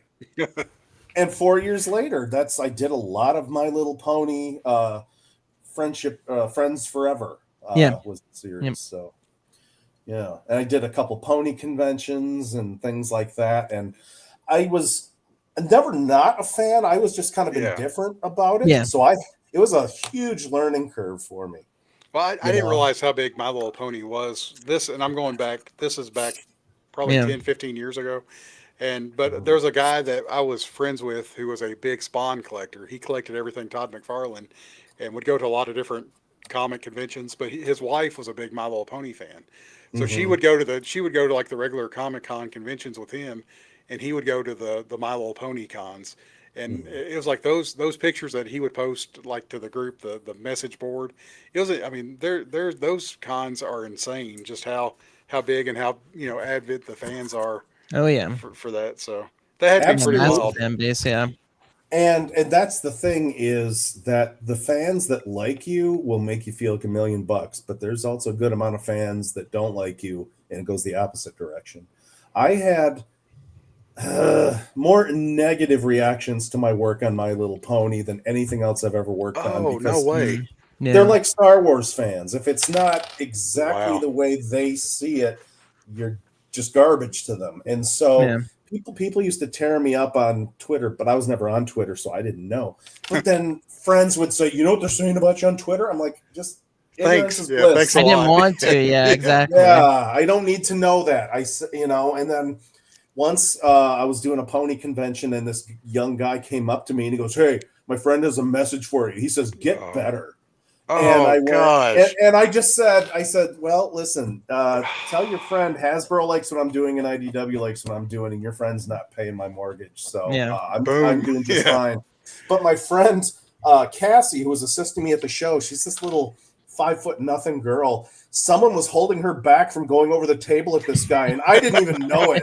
I found out after the fact. I just thought that was adorable. Yeah. So it was it was interesting reading about that in one of your past interviews, that like the similar, like the stories you told like that, and like you said, they're such diehard fans, and like you said, it needs to be specific, and if it's not, then it's just something, like if you're not aware of it, you just don't think about until, like you said, and you start doing this property and you're like, okay, well, I don't know much about it, and you start getting into the world and the characters and the fans, and like you said, it's just it's its own bubble. Everybody has their own sphere, and you're not part of it until you enter it. So exactly. And it was just, I would ask IDW, I'm like, okay, so can you get me reference for such and such's castle or this magical land? And they're like, just Google it. And then I would Google it, and then the fans were like, that's not how it's supposed to be. Oh, no. So you can't satisfy anybody. No, and you appreciate passion, but whenever passion becomes into just pure hate and pure, they probably bought every issue you did just to hate on it, and that stinks. I mean, you can't be a true fan. They tried to get me fired off of the book once because I was like, there was a couple times where IDW would get a hold of me, and they're like, so such and such can't finish the book. Can you finish it this weekend? So I'd have like 2 days to finish a book, and I did. But like there was one instance where there was like a chef pony in the background, and it had like a whisk for his cutie mark. So I found a whisk on Google Images, and I used it. It was just a little line art thing, just this little nothing. And the fans looked it up and found the guy that created that and tried to get me fired for using that whisk. I did read about the clip art. Gosh. Yeah, that holy smokes. Yeah. I went on the My Pony. It's just interesting, like you said, just articles about you and your art, and in the and again, not to like bring it up and stuff, but it's just so interesting again that connection, and like you said, there's just certain fan bases that are just and more intense than others, and very outspoken about whether or not they think what you're doing is good, and it's like you said, that's great when it's positive, and it's terrible when it's the opposite of that. So they were just lucky that when this stuff happened, I became a lot more chill after the divorce.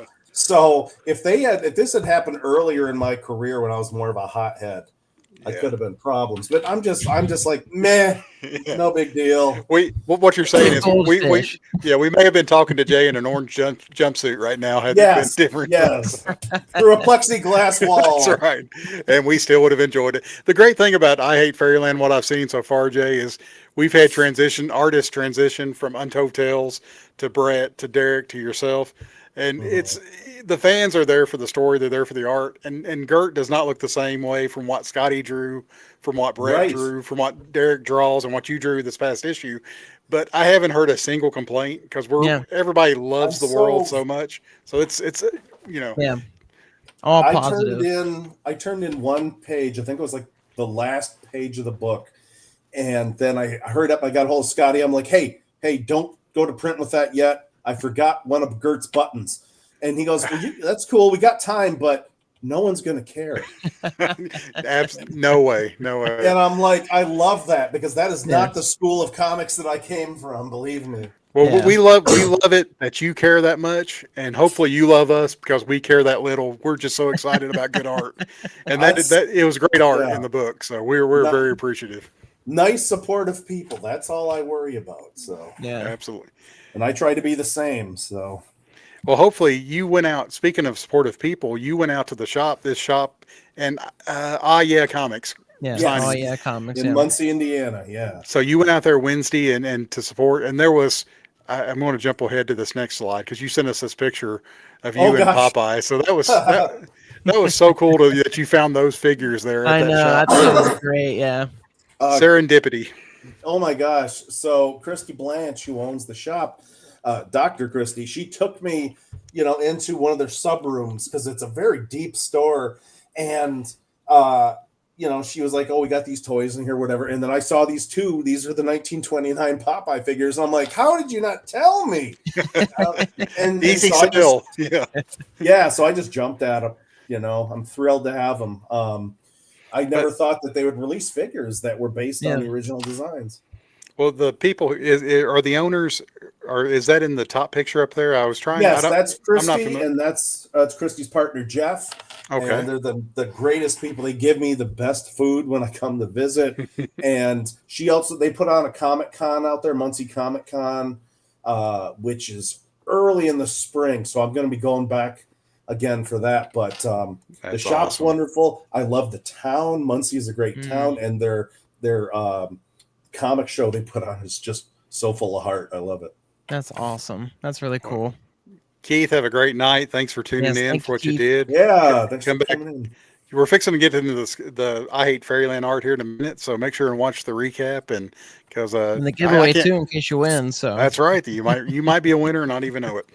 But Becker said he loves the yeah and Skottie, and Shane was even said yes, it's such a great shop. Was the fans pretty? Were they there for the I Hate Fairyland? Were they there for Bodie Trail? What was the general feel? Definitely for Fairyland. I did a Bodie Troll signing there some months back, and that had a nice turnout. See, that's the thing is their fans are like family, so they come in and they're enthusiastic about whatever these guys bring into the shop. Oh, that's cool. So they were supportive of Bodie. They were very supportive of Fairyland. And I did a lot of Popeye remarks on there too, which was a lot of fun because I didn't foresee that happening. And also, this is how naive I am, and maybe I already told you guys this, but on the more red cover, without saying the word, it never occurred to me that it didn't say "I Hate Fairyland."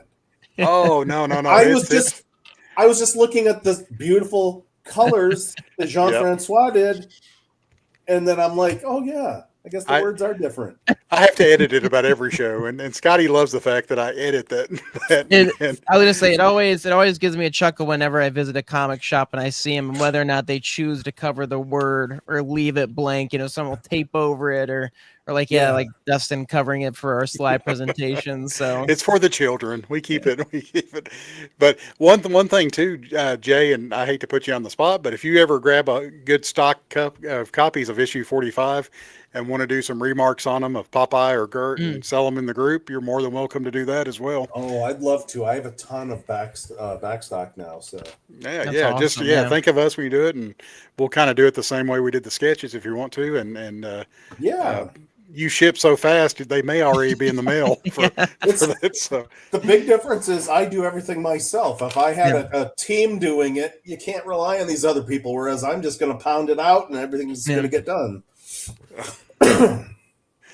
That's awesome.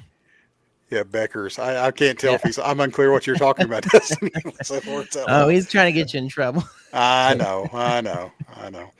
All right, let's see. I don't want to. We've kind of been jumping around, but this is some of the sketches. We're going to look at the sketches that Jay did for the Skottie group, Skottie Young Appreciation Group. I can't even think the name right now. That's great. But this image here. So was this the morning sketches, or was this the previous night? This was at the coffee house the morning before I did my signing at the comic shop. So it was like just across the street from the comic shop. So I'm sitting there, I'm doing these. And this woman had walked in, and she had this little girl with her who was adorable. So I hurried up and I did a quick sketch. I said, I'm a cartoonist, and I drew your little girl real quick. I'm doing a sign across the street, and she liked it. So awesome. That's awesome. Yeah, so that's why. Yeah, so that's the gender swap Popeye you can see there. Yeah, that's the one that Zach Summers picked up along. I think he got that along with the Batman and Robin. So that, and then Yeah. a great one. Yeah. that was one Thank Tyler you. was looking at grabbing.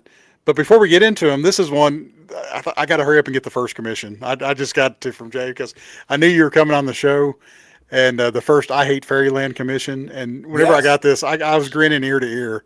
I was in a Oh. barber shop in Lafayette, Tennessee, waiting to get my hair cut, and I got the message from you with this image, and I was like, and I just wanted to show the people. I don't think they would have understood why I got so excited, but yeah, Oh, of this course. is great. I'm so glad you liked it and had me do that. And see, that's the thing is typically I will show the before effects of violence more than I show the after effects because I love expressions and things like that. So that's why it was like a real leap of faith doing stuff with Skottie. And nope, I'm going to show the guts flying. I would have been afraid to see the after one of this picture, Jay. Oh my goodness! Yeah, so I don't know how much I could get away with there. Yeah, that's what I'm saying. So, Yeah. but without further ado, let's look at some of these great. I've got the 15 up that sold, and go to the Skottie Young group if you want to see these in detail. They're so good. But the one up in the top left hand corner with the chainsaw, that one I sat on that one for a while. But that was one of my favorite ones, just because of the chin and the nose on the ground next to her foot. Yeah, I like that. Popeye smoking Gert's hair in the top right corner. Hilarious. Yeah, because I saw that and Tyler saw it, and I thought, is that what it looks like Popeye smoking Gert's hair. A couple friends asked me because I showed them the picture. I'm like, is that what I think? I'm like, yes, that's what's happening. That's exactly what you think. Yep. Yes, I am in the Apple Dumpling gang. Yeah, but so is Bill Bucks. Who's the Hulk, the Incredible Hulk actor? Bill Bixby. Bill Bixby. He was the main actor in Apple Dumpling Gang along with Don Knotts and Tim Conway. I love that movie. So, those movies are great. They are. I just showed them to my kids a few months ago, so they didn't. They fell asleep, and I kept watching. I'm glad they're still on Disney Plus. Yeah, absolutely. That's where we got them at. But the Popeye, ripping Gert's head shot off, Gert smashing. I mean, these are and the Popeye as Gert, or I mean the Gert as Popeye. Gert as Popeye. Yeah, I said it backwards, but yeah. That's kind of cute, and I thought, maybe people like that. It's not violent, but we'll see. No, there's a lot of likes on these. So even for the people may not have bought them at the time, but and then the mashup of Peppermint Patty and Tank Girl. I love the Peanuts characters and I love Tank Girl. So the Snoopy earring though, I didn't notice that until way after. That was such a nice touch for Tank Girl. Such a fun, yeah. And then these are some of the other ones that were purchased during the show. The Beagle Lebowski was great. I could not sell that at the Comic Cons. I had that at a couple Comic Cons, and people were like, "That's hilarious," and they just walk on. So I was so glad somebody wanted it in the group. Yeah, Shane, that was one of the first ones to go, and that was one. Tyler was looking at the Batman. I was looking at the Beagle Lebowski when we first posted these. So that shocks me. The hen with deodorant, I think, was the very first. The Popeye henny deodorant was the first one that sold. Yeah, I love drawing Bernice. I really do. Bernice, I said henny. I meant hen. Bernice the Wiffle Hen. Yeah, Bernice the Wiffle Hen. Pardon me on that one, but yeah, these are all great. I didn't even post the Supergirl. I'll say this to the group so nobody gets mad at me, because I knew Seth would want that one. He's a big Superman, DC, Supergirl fan. So he was actually watching Tron while I was posting these, so I saved it for him. And before, we haven't mentioned K-pop Demon Hunters yet, and we do every show because Tyler's a huge fan. But I mentioned K-pop Demon Hunters, and within 5 minutes, Jay sent this picture, and Tyler was like, "It's sold." Yeah, the last one because I drew them up at Dragon Con because friends were like, "That's popular. You should just lay out some sketches." And I think more people looked at them. I think one person bought them. And then largely they didn't sell. And then when I was in New York, this one little girl came up and she just loved K-pop Demon Hunters. I go, which one's your favorite? She goes, that one. And I'm like, you can have it. And then her mom goes, it's her birthday today too. I'm like, oh, happy birthday. What a great coincidence. That's so awesome. Yeah. So, but this was my last available one. So I'm glad, to get that in there. Jay, as you were posting those images, from Dragon Con, I was copying them, screenshotting them, and sending them to Seth and Tyler because they're both K-pop Demon Hunter fans. Yeah. And so I'm glad it worked out that this one, and especially Tyler was so excited when when you sent it to us. Yeah, Rumi. Yeah, like I said, I've got the cardboard cut out behind me. I'm massive fan of this movie. It caught me by surprise. So yeah, it's just been such a blast. That's another one for me. It's a learning curve because I was at the show, didn't have the best internet, so I was like, I'm going to do my best to draw these characters, but with a little more research and time, I could do better, versions that I'll have for future shows, maybe. So no, that's an interesting thing too. I know certain artists, who will choose to do certain things because they know them really well, and they won't, just to like make it easier on themselves. But then being open to, like yourself, being open to do anything from K-pop to Popeye to Supergirl. I mean, the range is so, great, and I love how your style translates with each character. Like the Batman and Robin feel like a Batman Robin cartoon. The Supergirl feel like they each embody their character and what you're going for. So it's super cool to see, especially if, like you said, you didn't have as great of internet connection. You're just going off of the little you could find. So doing my best with screen grabs and things like that. And with the Batman one, I drew that a little bit ago because I really love the Frank Miller Dark Knight Returns. So I wanted to do something reflective of that. And again, people would look at it at shows, but nobody was buying it. So there was maybe 3 or 4 pieces that I had done in advance that I included in these that I sent you guys. So that was one of them. Well, that was one. Whoever got that one, you're welcome, because that was one I had to hold off. I was like, all right, I'll let this hit the group first before claiming it. So when the Rumi came, I was like, okay, I passed on Batman. I'll grab this one. So yeah, Shane's right. Jay absolutely killed it with all these pieces. Yeah, and Zach picked up 2 of the pieces I mentioned him earlier. He had messaged and said he's at a football game tonight, or he's usually one of our viewers one of our buddies that hangs out in the chat with us. So, but he was very appreciative that you did the Batman one. That's so great. And like I said, Mike Becker has bought the Charlie Brown, Mr. Becker. Yeah. So we've got the Jason and the Dexter Laboratory / Dexter MASH, and $150 plus shipping for the Mad, which is a full comic cover, fully, and that's inked. And you know what? Even I'll throw in shipping too. In that case, I mean, just $150 flat. It's really nice. Whatever will help it move, because it's one of those pieces that's just collecting dust in my studio right now. You can see it's a full Mad Magazine copy here. Yeah, there you go. So it's Mad Magazine. If you open it up, it's an actual issue. But I didn't realize they made blanks, and I bought this off my friend Ed Smith, who's a talented cartoonist in New Hampshire, and and that's when I drew this at a con in New Hampshire where I had some downtime. So that's so awesome. So sweet. It's 150 shipped. That's a great deal. And it's such a funny joke in there too, to read the it's hard to read on the screen, but go to the Skottie Young group and you'll be able to see it. We'll post both these again after the show, along with the show. And then Jason is 65x7 pencil, $65 ship. And the details, the way you work around your name, I meant to mention that earlier, but I love that detail. It's edge to edge there at the bottom, so very cool. And we're going to get to show some art. All right. I'm getting nervous because we're at the hour 23 part, and I'm afraid Jay's going to be like, I gotta. I'm doing fine. I don't want to hold you guys up. It's Friday night. These are the original digital inks for all of these here. And as I was saying to you guys earlier, the script hadn't been completed yet. I knew that there was a sea monster element to the story. So I just did these tentacles on there, as sort of like a placeholder. I figured, if I do a sea monster later on in the book, I'll give him tentacles. Well, I didn't. but it worked. It worked for this. So. Yeah, and thank you, Becker. He just claimed it. He claimed it. The Charlie Brown. Thank you. Yeah, I'm gonna put a spoiler alert up here just so. It's a good idea. Just in case Shane had mentioned something. Spoiler. But these are. It's again. Dustin and I always talk about. We love seeing like the original inks and stuff, or without the color, just the clean lines, just to get, it just you view it differently. You look at things differently. So it's always super cool to see this stuff, especially like this, where you could really zoom in on these and go to town. So so even though I did these digitally, I use a brush called Lando Calibrusian. I draw in Clip Studio Paint Pro, and you just get this fluidity and the control. It's the same thing for me as holding a pen, and I love it. I don't experience it with any other program, not to that degree.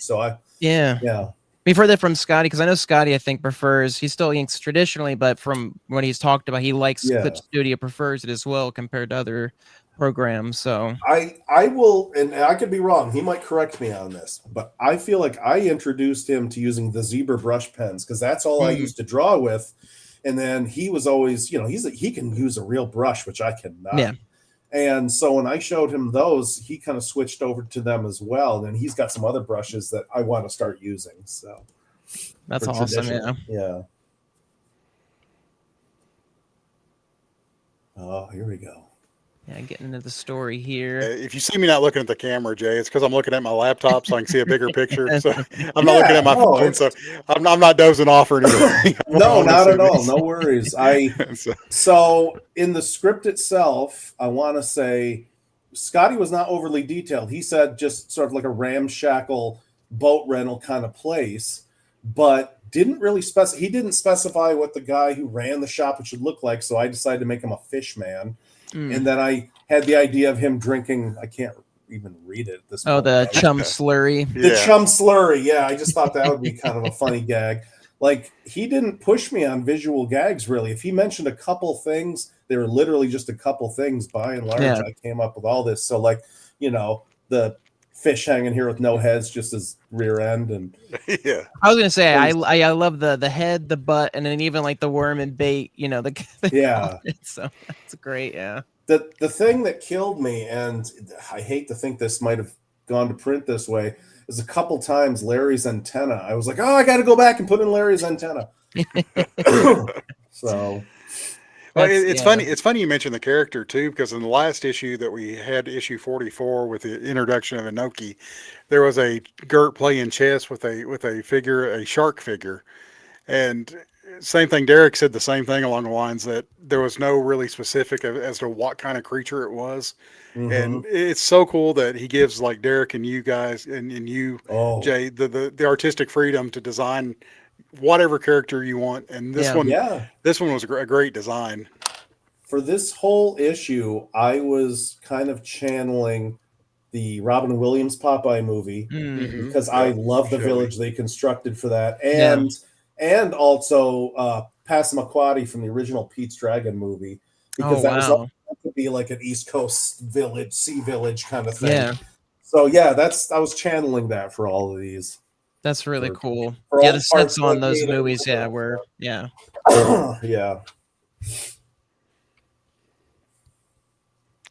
Sinister Gert. That bottom strip is just it's so good. I love that. Skottie and his editor were so supportive of that panel. They're like, "Oh, we love how you did that." I'm like, "Thank goodness," because I didn't have any reason to think they wouldn't, but I aim to please.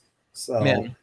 And so, just trying some different graphic things like the weird crunchiness around the border there in that bottom one. And trying to keep track of all the bric-a-brac on the dock in that top panel was tricky. Yeah. Oh my goodness. I never even think about that as I'm flipping through the pages, but to keep it consistent and continuity errors popping up. Everything was on its own layer, so I could move it around best and leave enough room for word balloons. And it's easier to tell in color, but that's supposed to be a wooden masthead where the fish are biting her boobs. So if I can have to go back and look at that. I was worried. I was like, I wonder where Skottie stands on boobs. Like, what am I allowed to do with boobs? Because we had a cod piece pop up, I think, in the last episode. So if you can have a cod piece, like he had, you can have what you did. So. Oh, in the mailbox here is Seeger. That's E.C. Seeger, was the creator of Popeye, and Larry here is looking at a centerfold. That's why he's holding the magazine that way. Oh, he's looking kind of lustfully at it. Barnacle. Oh my gosh! Like I said, I tucked in all these little details that no one's ever going to see. I will now. Now I've got to go back and read it tonight after we get off the show. Just big old barnacle. See, and I even forgot some of these, but Yeah. Like, I think Skottie might have said, oh gosh, now I'm trying to think. Anything that he said to put on the dock, I don't remember, honestly. I think he just said junk. Anything that wasn't actually a boat. Because that was the joke, you know, that he was meant to rent a boat. Yes. The unicycle was Skottie's idea. The unicycle. Oh, okay. That's why she's holding the unicycle. Hey, these are all. Someone had asked if these are for sale. These are digital copies. They are digital. Yeah. We're going to get to a double page splash here that we're trying to twist Jay's arm to recreate. I'm giving absolute consideration to that. And if I can work with you guys and, you know, maybe get people interested, I will do it. Yes, absolutely. Yes. 100% yes, Jay. So. Yeah. Because that would be amazing. And this is, I haven't said it yet on the show, but this is hands down the most fun I've ever had working in comics outside of Bodie Troll. Oh, I love to hear that. Yeah, that's so good. And hopefully it shows in all the pages. No, it does. I mean, it's one of those things where we've heard that consistently, people working with Skottie, because again, it's, you know, like you said, he meets you where you want to be, but like also while still doing the things that he wants to do. And I think especially with this current run of I Hate Fairyland with Derek and yourself, it's really just exploration. I mean, again, you're working up to 50. You know, you've got the previous 49 issues, you know, what all can you kind of do? What can you keep doing? Or what, you know, do you enjoy continuing to do? So seeing each issue be just, you know, a completely off the wall, new, different thing. This one being Popeye. I mean, it's just got to be a blast for everyone involved. So one of the main things for me, I won't get too deep into this, but like with some of the people that I work with, some of the publishers I work with, there are layers of editorial interference that kills me and drains all the fun out of it. And to have Skottie just be like, I like how you did that. That's great. That's it. That's his commentary. I'm like, dude, you spoil me. Well, Skottie, and they've said before, like when they discuss projects to do internally, they always take into, you know, how much fun are they going to have doing this?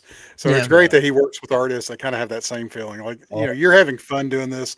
Shane put a line in there. It said Jay's version of Where's Waldo, which is kind of what this feels like. So, so accurate. Yeah. Years ago, I did an issue of Web Warriors for Marvel, and I had to do a bunch of Spider-Man variants, and I made a Bodie Troll variant that I never told Marvel about that. So, that's awesome. Yeah. This was tricky because the script didn't really go so far as to say how beat up the guy should be. So I just thought, well, I'm spitting out a tooth, and you know, I have the anchor up his butt there, which was also weird because fish don't have butt cheeks. But I'm like, never work with it. Yeah, you know, just go with it. So, exactly. Yeah, you just don't. Yeah, you don't think too hard. Yeah. Oh, okay. So all the script said was she talks to a seagull. Well, this is a Big Lebowski seagull. I was gonna say, is this another? I was assuming it was. Yeah, it's the dude as a seagull, and Skottie. His editor picked up on that right away. So that's super. That's so great. And then the next panel, just Larry just getting clobbered in his eye. The only thing, the tongue being like the chunk just bitten off. Like, oh, that's gotta hurt. Yeah. Oh my gosh, I bite my tongue in my sleep a lot, and so I was like, I can draw. I can draw. I know that pain all too well. I mean, like you said, just you pack the details in. So, hey, Tyler, can you zoom into the top panel, please? As Jay talks. Sorry. Oh no, not at all. The boat. I was inspired by the gambling boat in Popeye the movie. Okay. And so that's sort of like an olive oil mermaid masthead there holding the burger up there. And let me see. Oh, yeah, you got this guy over on the dock to the left carrying the cow. I thought that was kind of funny. Somebody was, the guy up here puking over the side and hitting the guy down here in the lower thing. And you know, it's the hard part is knowing where to stop. Where do I stop putting in detail? Yeah. When can I just suggest it with shapes? When is enough? But I love this. I love that you went the extra mile on so many of these panels. Yeah. It's probably a mental condition. I'm not good at just stopping. Oh my gosh. And this one here. Yeah. Just drawing the barroom full.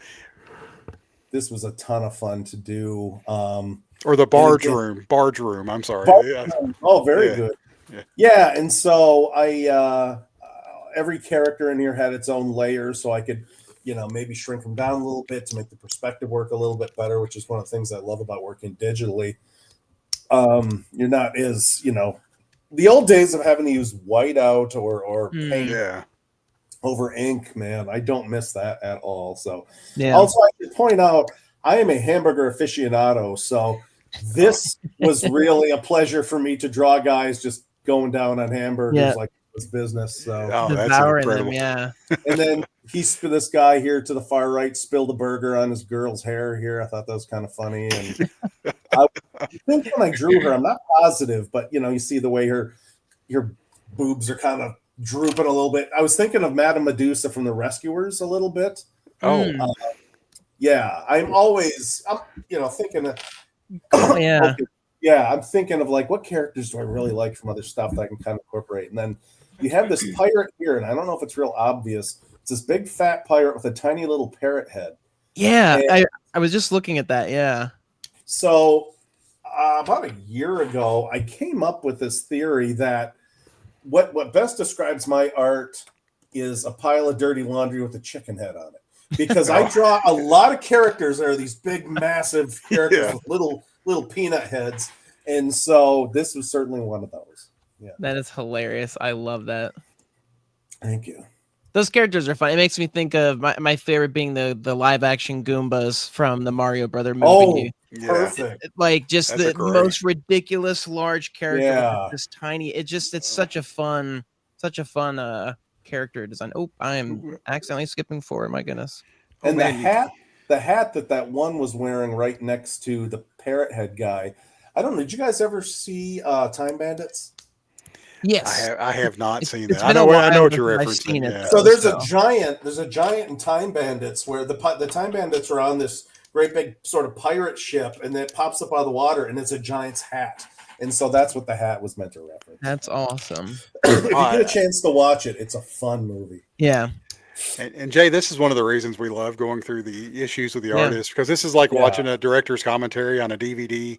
And getting to know, I loved watching those. So this details that you're giving us is great. Exactly. Oh, thank you. I'm glad I'm not boring you with all this stuff. No, not at all. I'm on the edge of my seat, actually. I'm like zooming whenever I get the chance, I'm going to put a screw in someone's head. And when I draw these big thuggish characters, that's what I did there. And this panel was kind of inspired. There was an issue of Wolverine from the late 80s. The cover was kind of like this, where it was Joe Fixit, the Hulk, and Wolverine in the being surrounded by all these thugs that are going to beat him up, and that's what I was kind of inspired by for this panel. But that's such a fun group of like characters too, like the two-headed person here, the bird character, the rat-looking one, the like skeletal. Just zooming in on these and being able to see them all now. The elephant holding the knife with his trunk. The two-headed guy. I want to say I was inspired by Popeye Meets Sinbad the Sailor, because there was a two-headed ogre in that. Cool.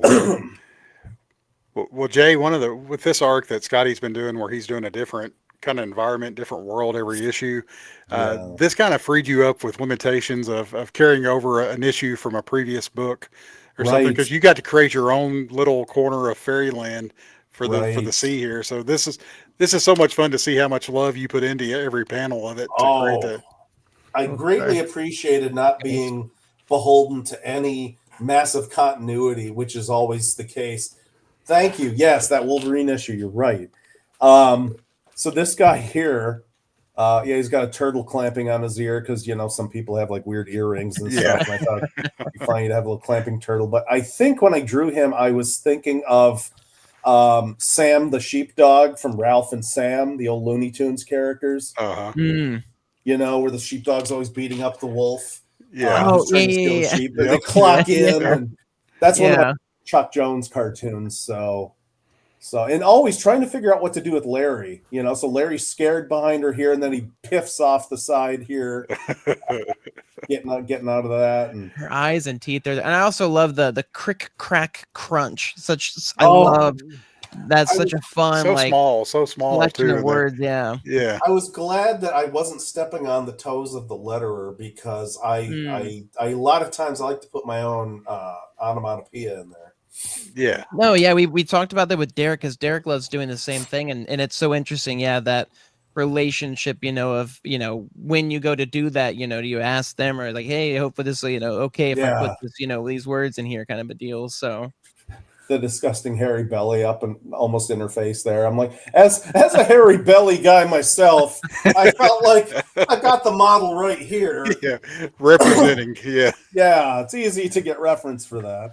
That's Here's funny. where I got really disgusking. Yeah, I'm like, hey, let's have this whole spinal column and rib cage. I was just that was the one Yeah. my eye was drawn. That's like It's like just Mortal that Kombat level of violence. Yeah. Here. exactly, yeah, and This kind of like is what you what said too with the happens. horror movie stuff. So Yeah, if you guys ever, gosh, I have them on my Facebook page at least, but I've done a web comic for a few years called Junk Drawer Comics, and I do a lot of horror comics on there. They're still funny, but it's this kind of violence.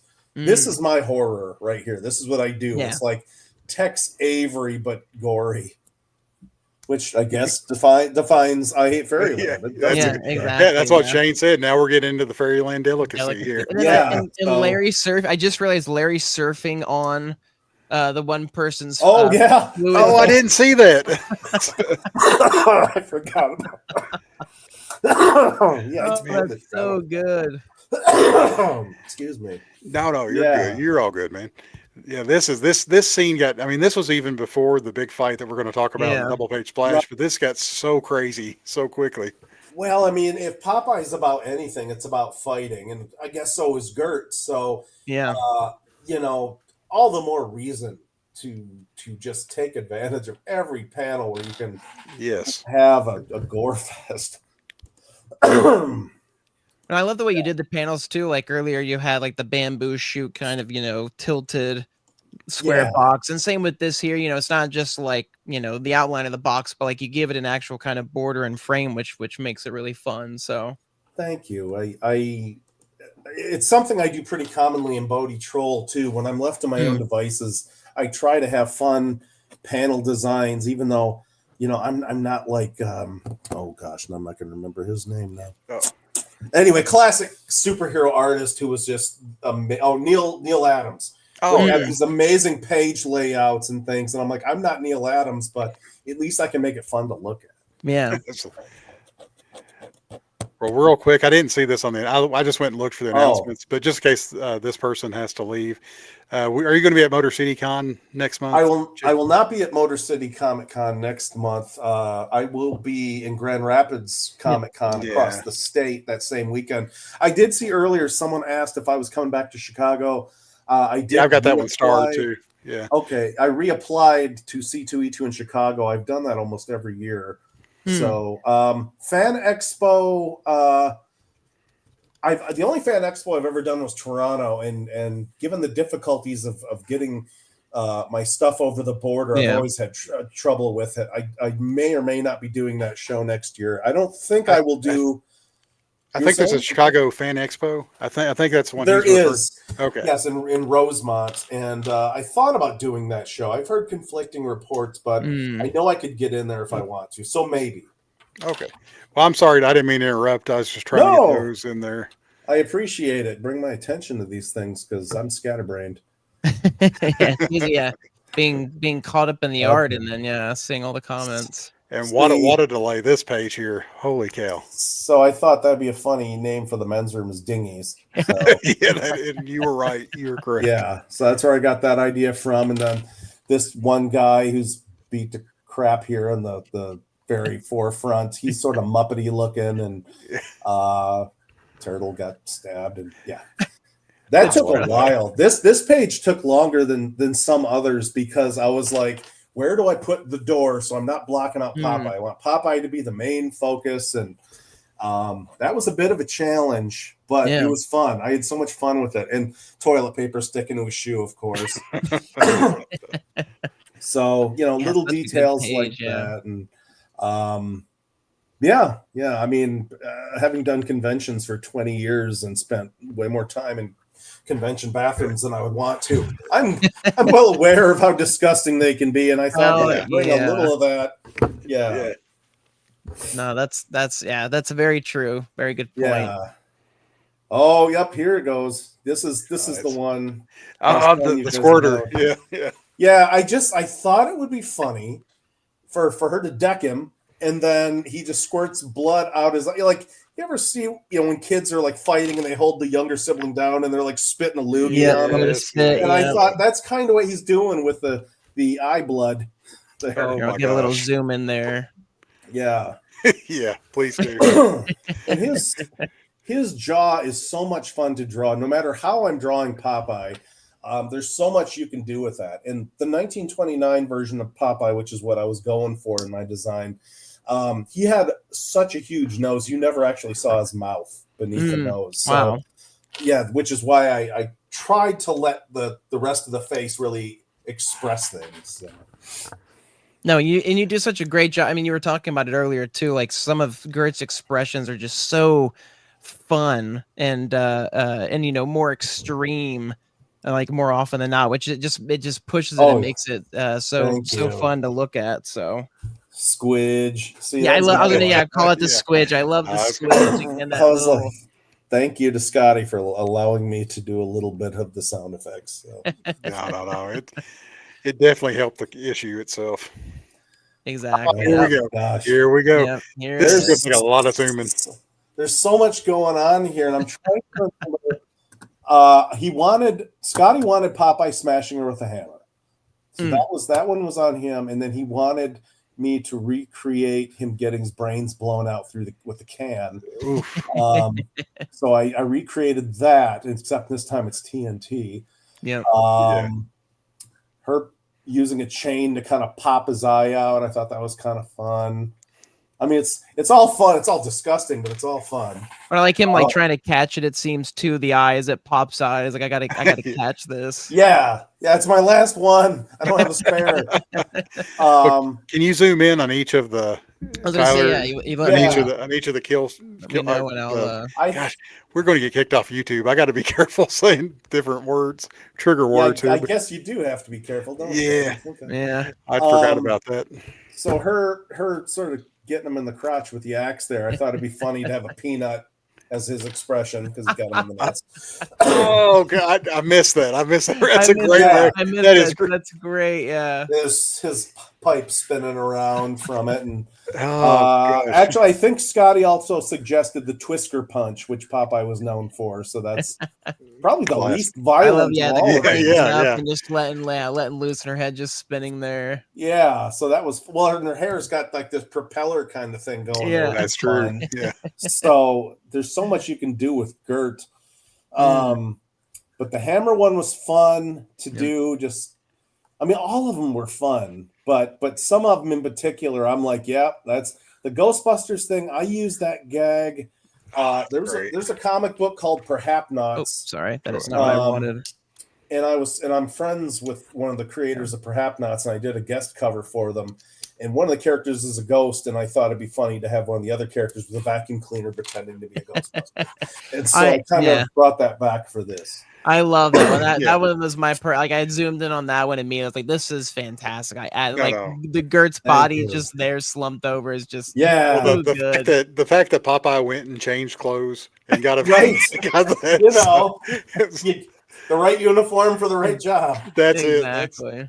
My only regret with this page here is where she basically shucks him like corn, and I wanted to go shuck. And I wish I would have done that. I think I planned to do it, but then I thought the sound effect would get in the way of the art, so I just didn't do it. Oh no! The eye thing that you were referencing, there's a good zoomed in image of that of him catching the eye. So Evil Dead 2, there's a great scene where a zombie's eye shoots out and goes in this woman's mouth, and so I think I was kind of thinking of it had this little gore trail off the end of it there. Goodness. So well, the shuck one was great. I love the arms. I brought it up, but like the extended bones for his massive, it's just forearms are it's just hilarious. So I really love they started making these toys recently. I have a Sesame Street figurine of Cookie Monster, where half of it you can see his insides, and he has these big ribs and inside his stomach, and they're super popular. They're doing them. I've got a few for One Piece characters. I love One Piece, and it's that same thing that's split in half. And some of them are so interesting. How you never think of their anatomy, and you're like, man, how would that be in this instance? So Guy Davis had done a pinup for Bodie Troll years ago where he did just that. Oh, really? In half, and it's so awesome. It's probably the goriest Bodie drawing ever, but I loved it so much. And this last one, I just thought it'd be funny if he was like skipping a rope with her intestines. And then she's not quite dead. Yeah, and the broken music note, but she's not quite dead, so she's reaching up, going. That's not disturbing at all. No, but after everybody that's watching this and watching it at a later date, you can see why I've been like, if you create each one of these scenes, because Jay said that he drew each of these individually and then morphed them together here in the page. But if you just find a way to recreate each of these scenes, people would clamor, especially since this is digital art and there's not original art for this. People would love to be able to get those individual shots. What I would do is like turn all these ink lines into blue lines and then fade them out and then ink over top of it. I've done that once or twice. People really like it. And it's kind of similar. I know Skottie I don't know if he does this all the time, but he was penciling digitally, printing it out and the inking, which I think is brilliant because you have a lot more control of your layout doing that digitally. Yeah. But I don't have the money for one of those big industrial printers to print off 11 by 17 sheets. That's fair, yeah.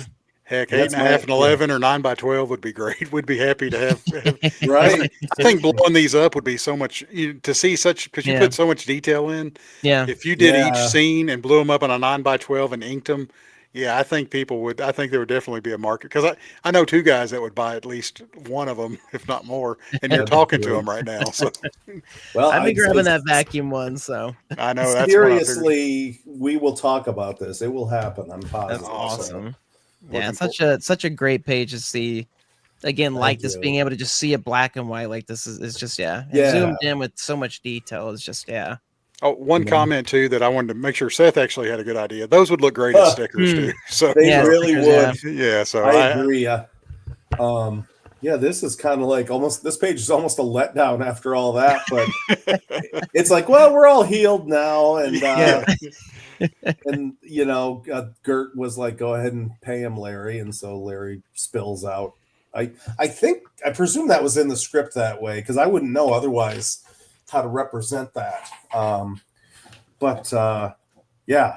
was even like relatively tame pages like this are a lot of fun to draw, because just showing Gert kind of bored or beleaguered is fun to do. I love expressions. I mean, there are no boring or bad expressions. You can make so much out of the simplest things. A raised eyebrow says so much. Yeah. So, No, I mean, you're exactly right. I mean, you do such a great job, like you said, of making it. You can make it as boring as you want, or you can make it as exciting as you want. It might not be the most exciting panel, but still as fun to see Gert making all these silly faces. I mean, it's so fitting too for Gert and I Hate Fairyland. So and I'm the biggest fan of Chuck Jones, who did all the Bugs Bunny cartoons and a lot of Looney Tunes, and so I've studied his work since like high school at least. And so when I think of doing expressions for characters, I think of what he does.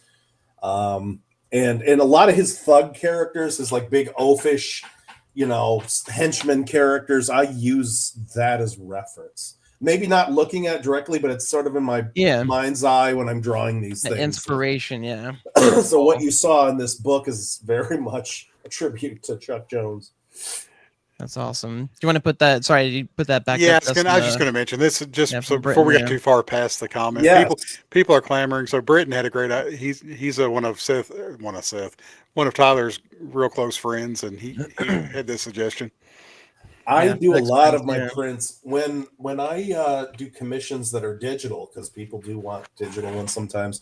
I print at FedEx. I love those guys. Oh, nice. They're great to work with. Yeah. No, that's all. I mean, it's awesome that it's like you said. Not everybody can afford, that machine. So being able to have an option like that is Oh my gosh! Get See, this.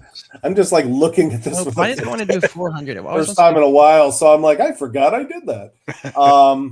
So yeah, this is Popeye's boat, and I think I was thinking of, again, from Popeye the movie, Pappy's boat had a big old, wheel on the side of it like that. So that's where that came from. And even though he doesn't use it in the course of this story, I thought it'd be kind of funny if he had like a boxing glove harpoon. Yeah, I was just saying that's great. It's a nice touch. Yeah, just a fun little cartoony touch, which, this calls for it. Let's see. Yeah, oh my gosh. I don't know what I was thinking here. None of this is in the script. What the actual heck was I thinking? Okay. Oh, you're having so yeah, I just, my imagination ran real rampant. So because it's fairyland, I thought it'd be funny to have a cartoon duck that obviously tried to touch this mermaid's boobs, which are sharks. And so they ate his hands off. And he doesn't care because he's horny. So my goodness. Well, yeah. I'm definitely going to have to reread this when we get off here because I missed so many of these little details in there, Jay. This is incredible. Yeah, this mermaid's just, I'm just gonna smell this flower while my boob sharks eat off this salacious duck's hands, and he's oblivious to it. He's like, "So, you swim here often?" Yeah, I would say to go from that to the ironing board. I have used the ironing board surfing joke a few times before when I was working for Marvel. I've done a lot of Silver Surfer with him surfing on an ironing board. I just thought it was funny.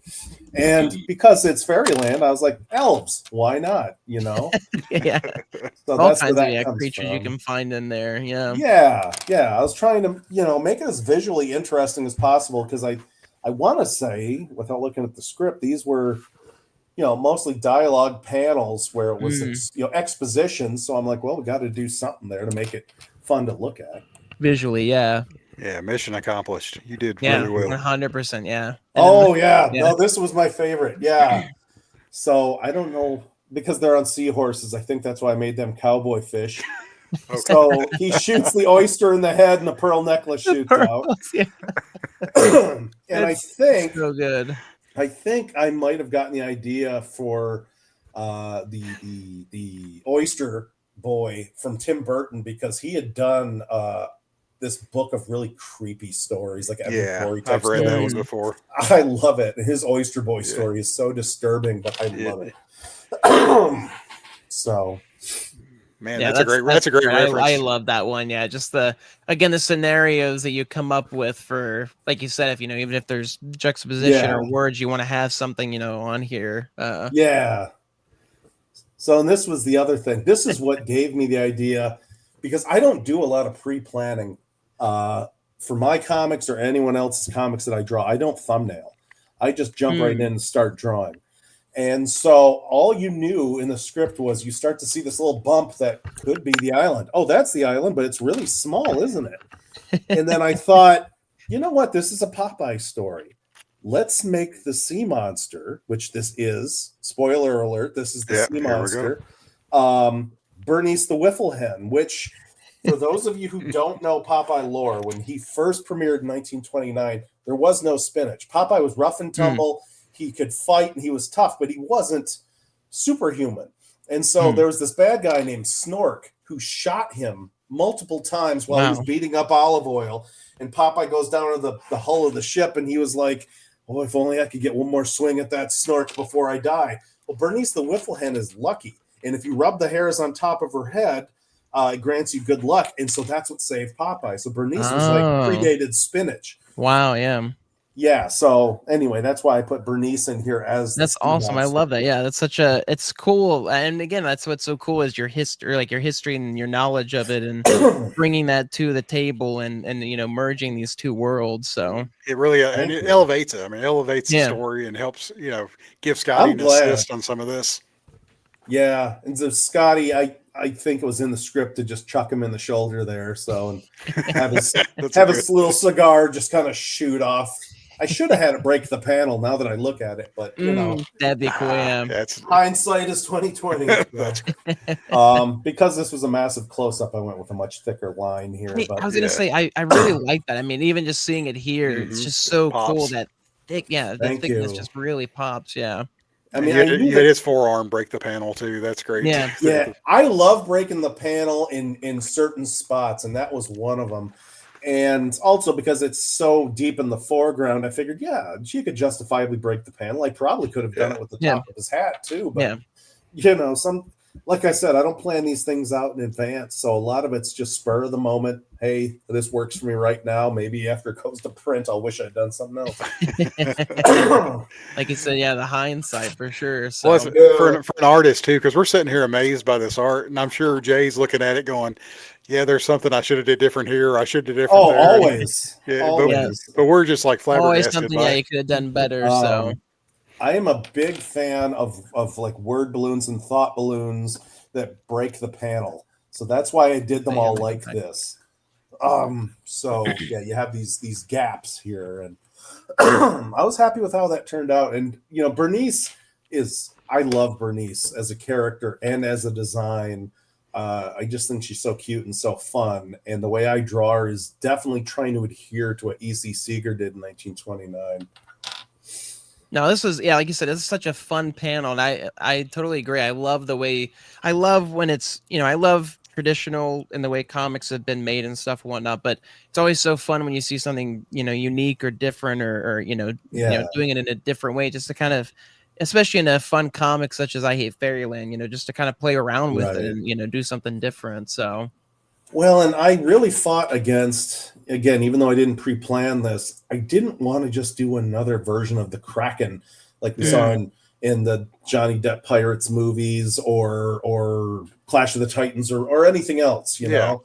So I thought, you know what? I'm just going to go for cute, but have it be huge. So yeah. Very effective too. Thank you. No, and it's so fitting for I Hate Fairyland, because like our expectations are always far different than like what it ends up being. It's like, oh, it's going to be this big bad thing, or like, oh no, it's just this tiny little girl, or it's this silly creature or whatever it is. So it fits perfectly within that idea. So. And you kind of know as you're reading the story too. I mean, you know that Gert's not going to get out of Fairyland. This is not going to work out. But the fun part is seeing what spoils it and what creative way you have to spoil it. And we're about to get to that on the next page, which is Shane had said, or somebody had said earlier, what a great reveal. It was. I didn't see this coming. I did not see this. I think I was kind of thinking about like some of the Jack Kirby would do a lot of those black swoops sometimes in his background details, especially if he was doing like an interstellar kind of scene, like something set in space, and he would do a lot of those and then do these little white splotches on top were sort of his Kirby crackle. So all I knew is that it was supposed to be a dimensional rift, and I'm like, well, how do I do that without just copying what someone else does? So and then coming up with this pose for Popeye about to, hammer throw her into oblivion. So. Well, again, too, I mean, I love just again that continuation of the border having that Kirby the crackle, the kind of splatter. Again, just kind of playing into what's happening there at the top. It's just super fun. I hope the reveal didn't ruin it for them. No. It was so great. I got a question. Seeing Larry there, I just realized him with the Hawaiian punch hat. Yeah, just like all right, this is like I cannot wait. This is finally happening. Because he's gonna launch. Popeye's gonna launch her into the void supposedly, and she'll go back home.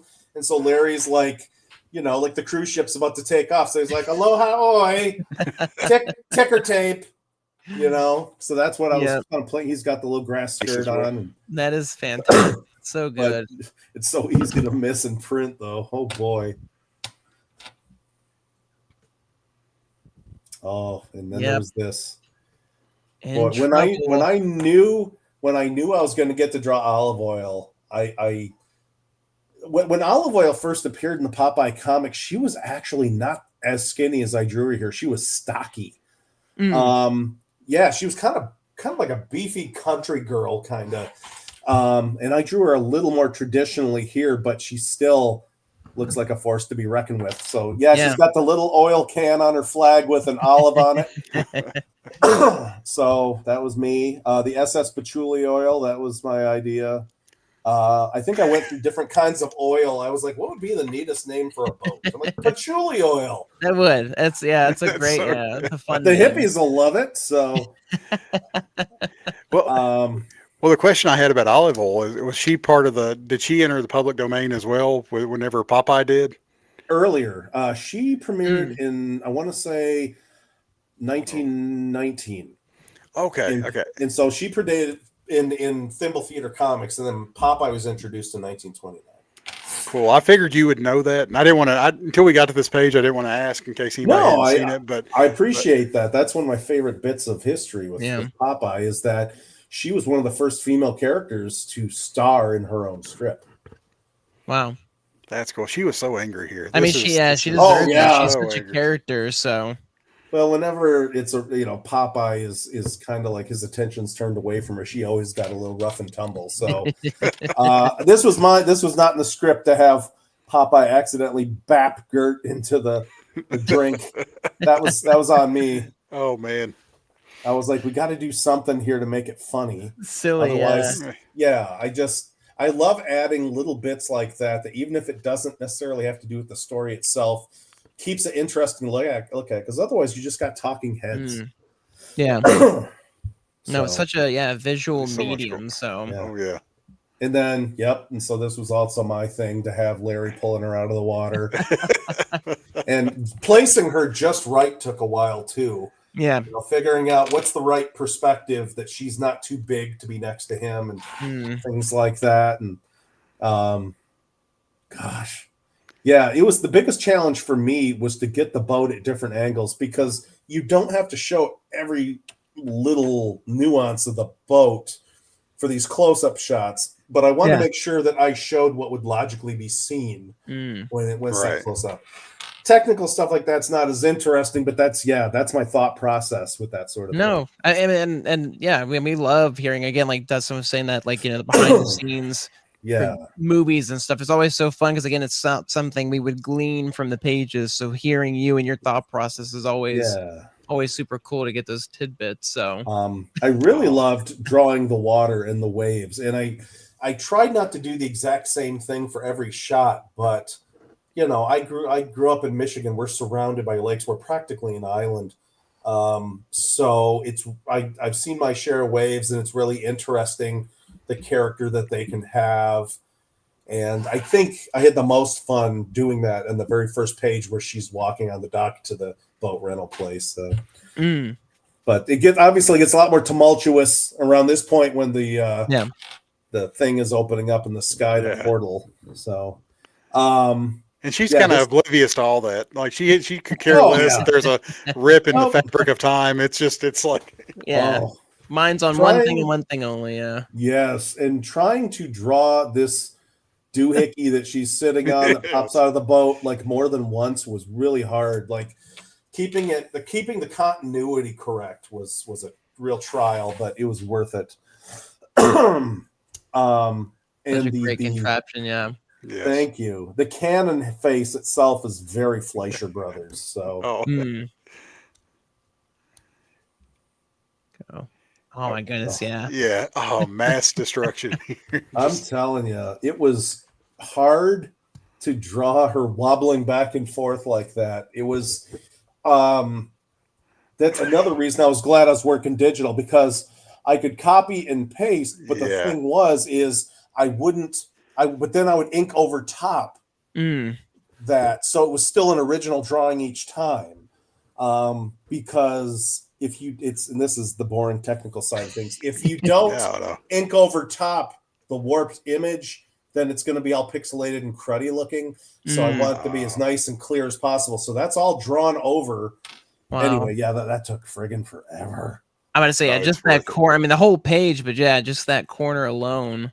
Yeah. And I like the idea that Olive Oil's freaking out because I wasn't expecting this. So. And Larry too. I mean, that's what I want to see at the top there. Larry's got his little smug look. Just cracking up. Yeah. I'm pretty sure it was in the script for Larry to be laughing at her dismay. Very Larry thing to do. You know, and trying to figure out what is enough shrapnel when you're drawing an explosion. Yeah. I was very careful. I could have gone a lot further than I did looking at now, but I think the page itself, I was like, Jean-Francois is going to hate me. Because the first thing I told Skottie, I'm like, I'm glad you got him color in this. Yeah. It's hard enough to draw it.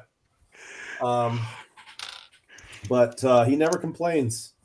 He never even had to ask me for notes. I think once or twice Jean-Francois sent me a page he colored, and if I found something that I thought he could change, I said it was the most minute thing, and I said, but in the end, you're Jean-Francois Ballou. You do whatever you want. Yeah.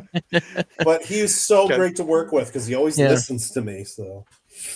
Yeah, we've heard that from Skottie too. Again, it's just that just as Skottie trusts you, you and Skottie trusting John, just sending stuff and knowing what you're going to get back is going to be, blow your socks off kind of a deal. So we trust each other, I think, and that's a big part of it. When you know each other, and I don't know if I ever told you guys this, but like the whole way that Skottie and I became friends was because I went up to his table to get a copy of one of his Oz books autographed at Motor City Comic Con. And he goes, oh, I know you. I'm like, how do you know me? Nobody knows me. And he goes, you draw Bodie Troll. I'm like, how do you know that? Well, my son loves it.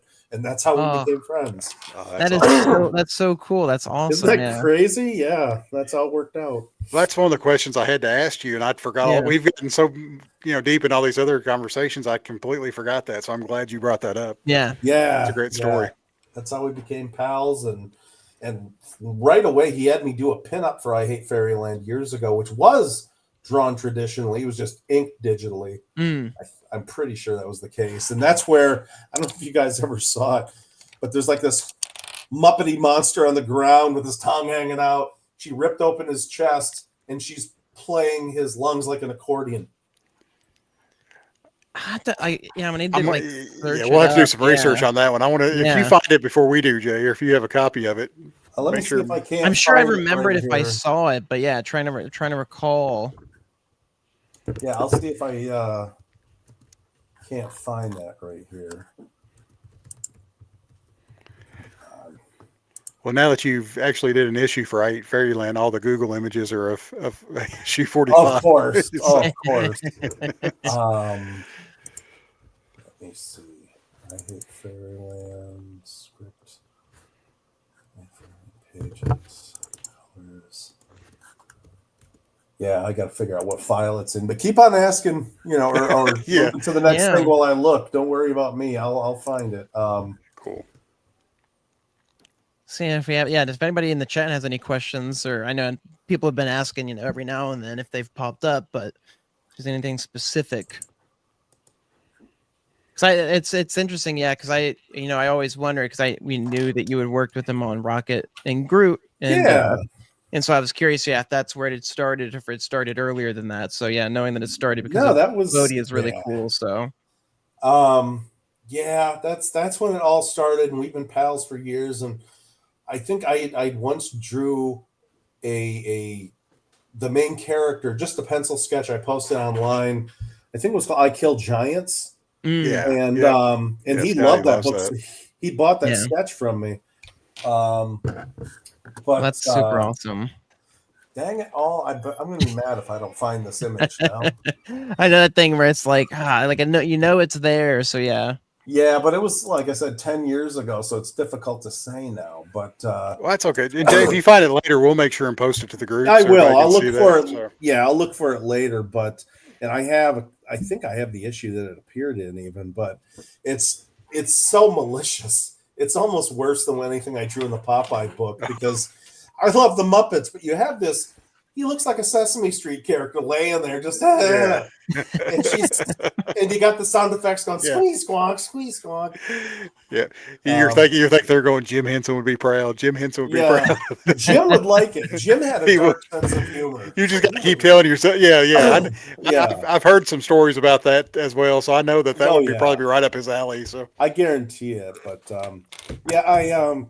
this also was not in the script where I had Bernice falling asleep, kind of going, yeah. So I was trying to figure out how to verbalize that. So it's the only time I actually letter a word balloon in the comic. So no, that works well. And Olive Oil's expression too, just yeah.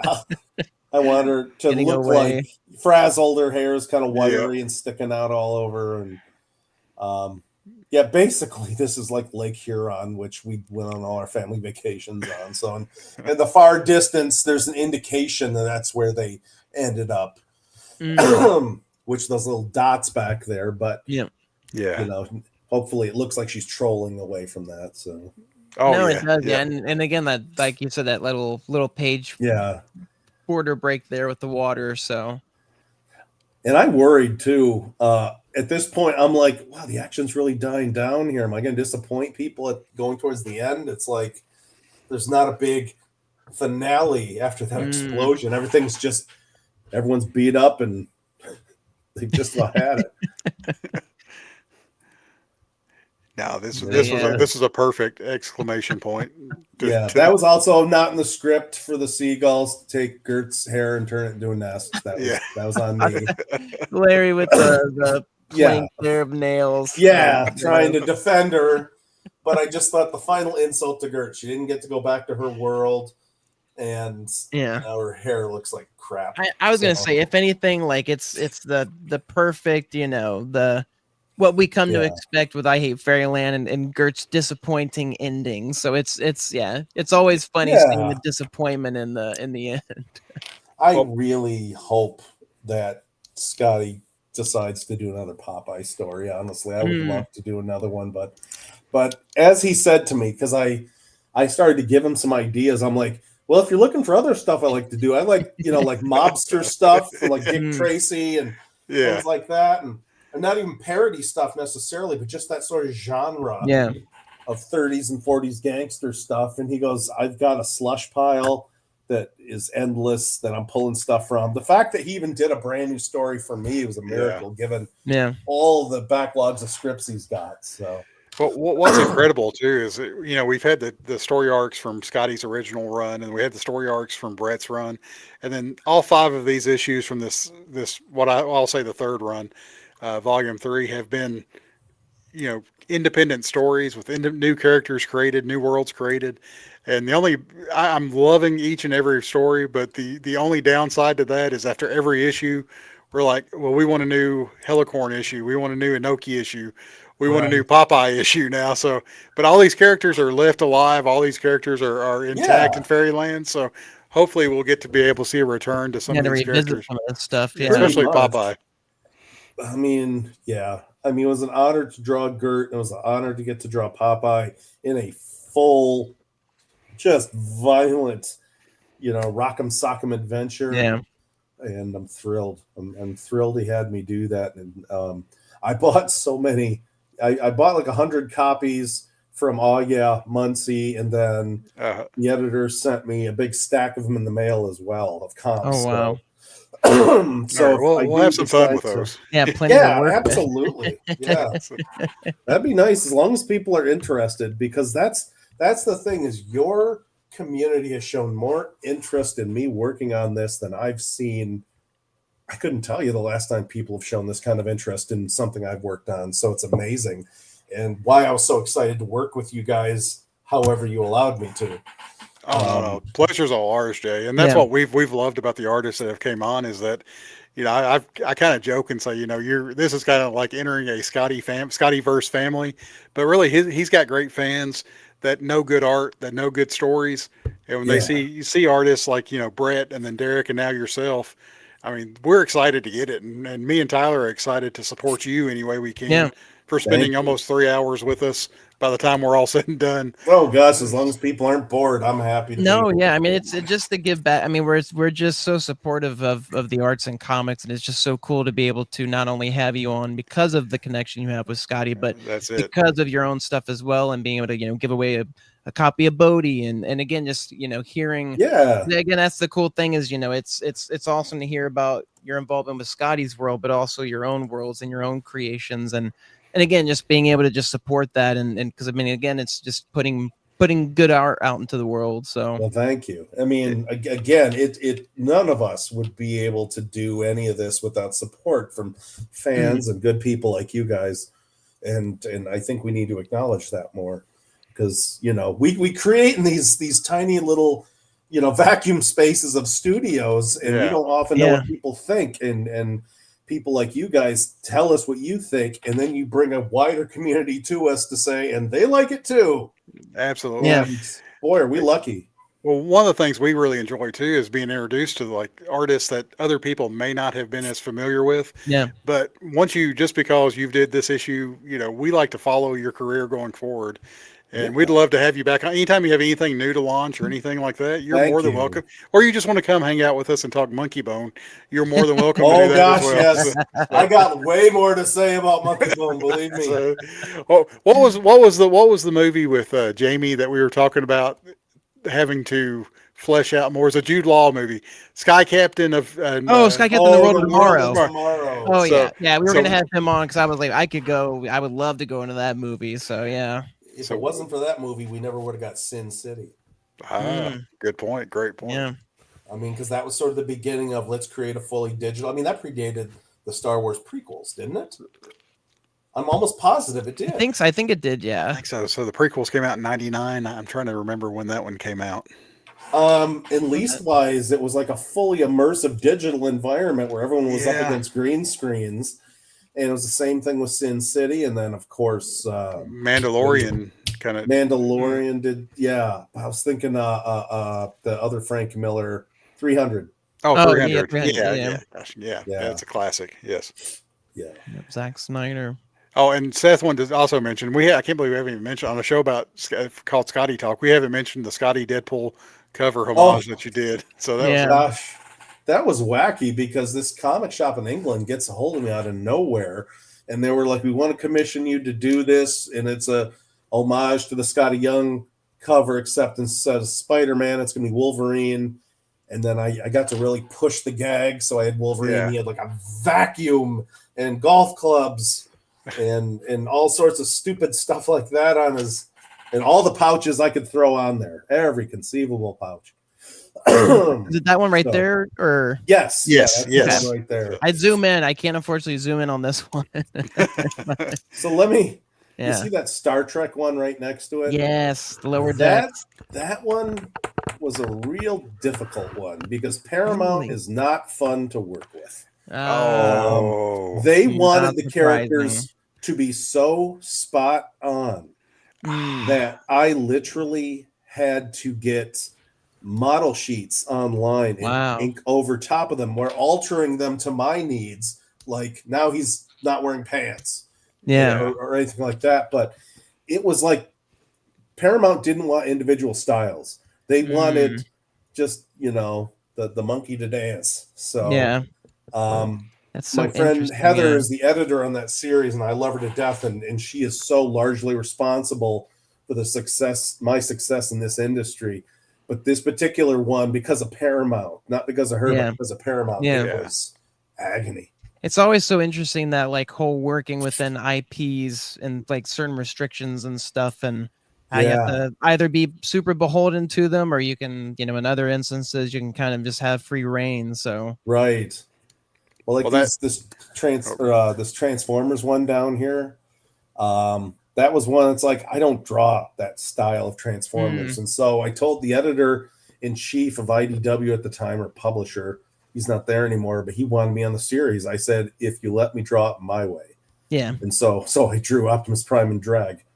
And, and I love that. And I drew Cobra Commander in a baby bonnet. And I said, if you let me do it totally stupid and fun, I'll do it. I'm all in. Yeah. So...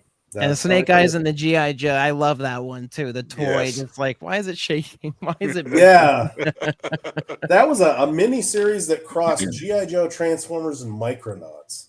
And very outside my wheelhouse all around. So I'm glad they let me do it. But a bit of a challenge.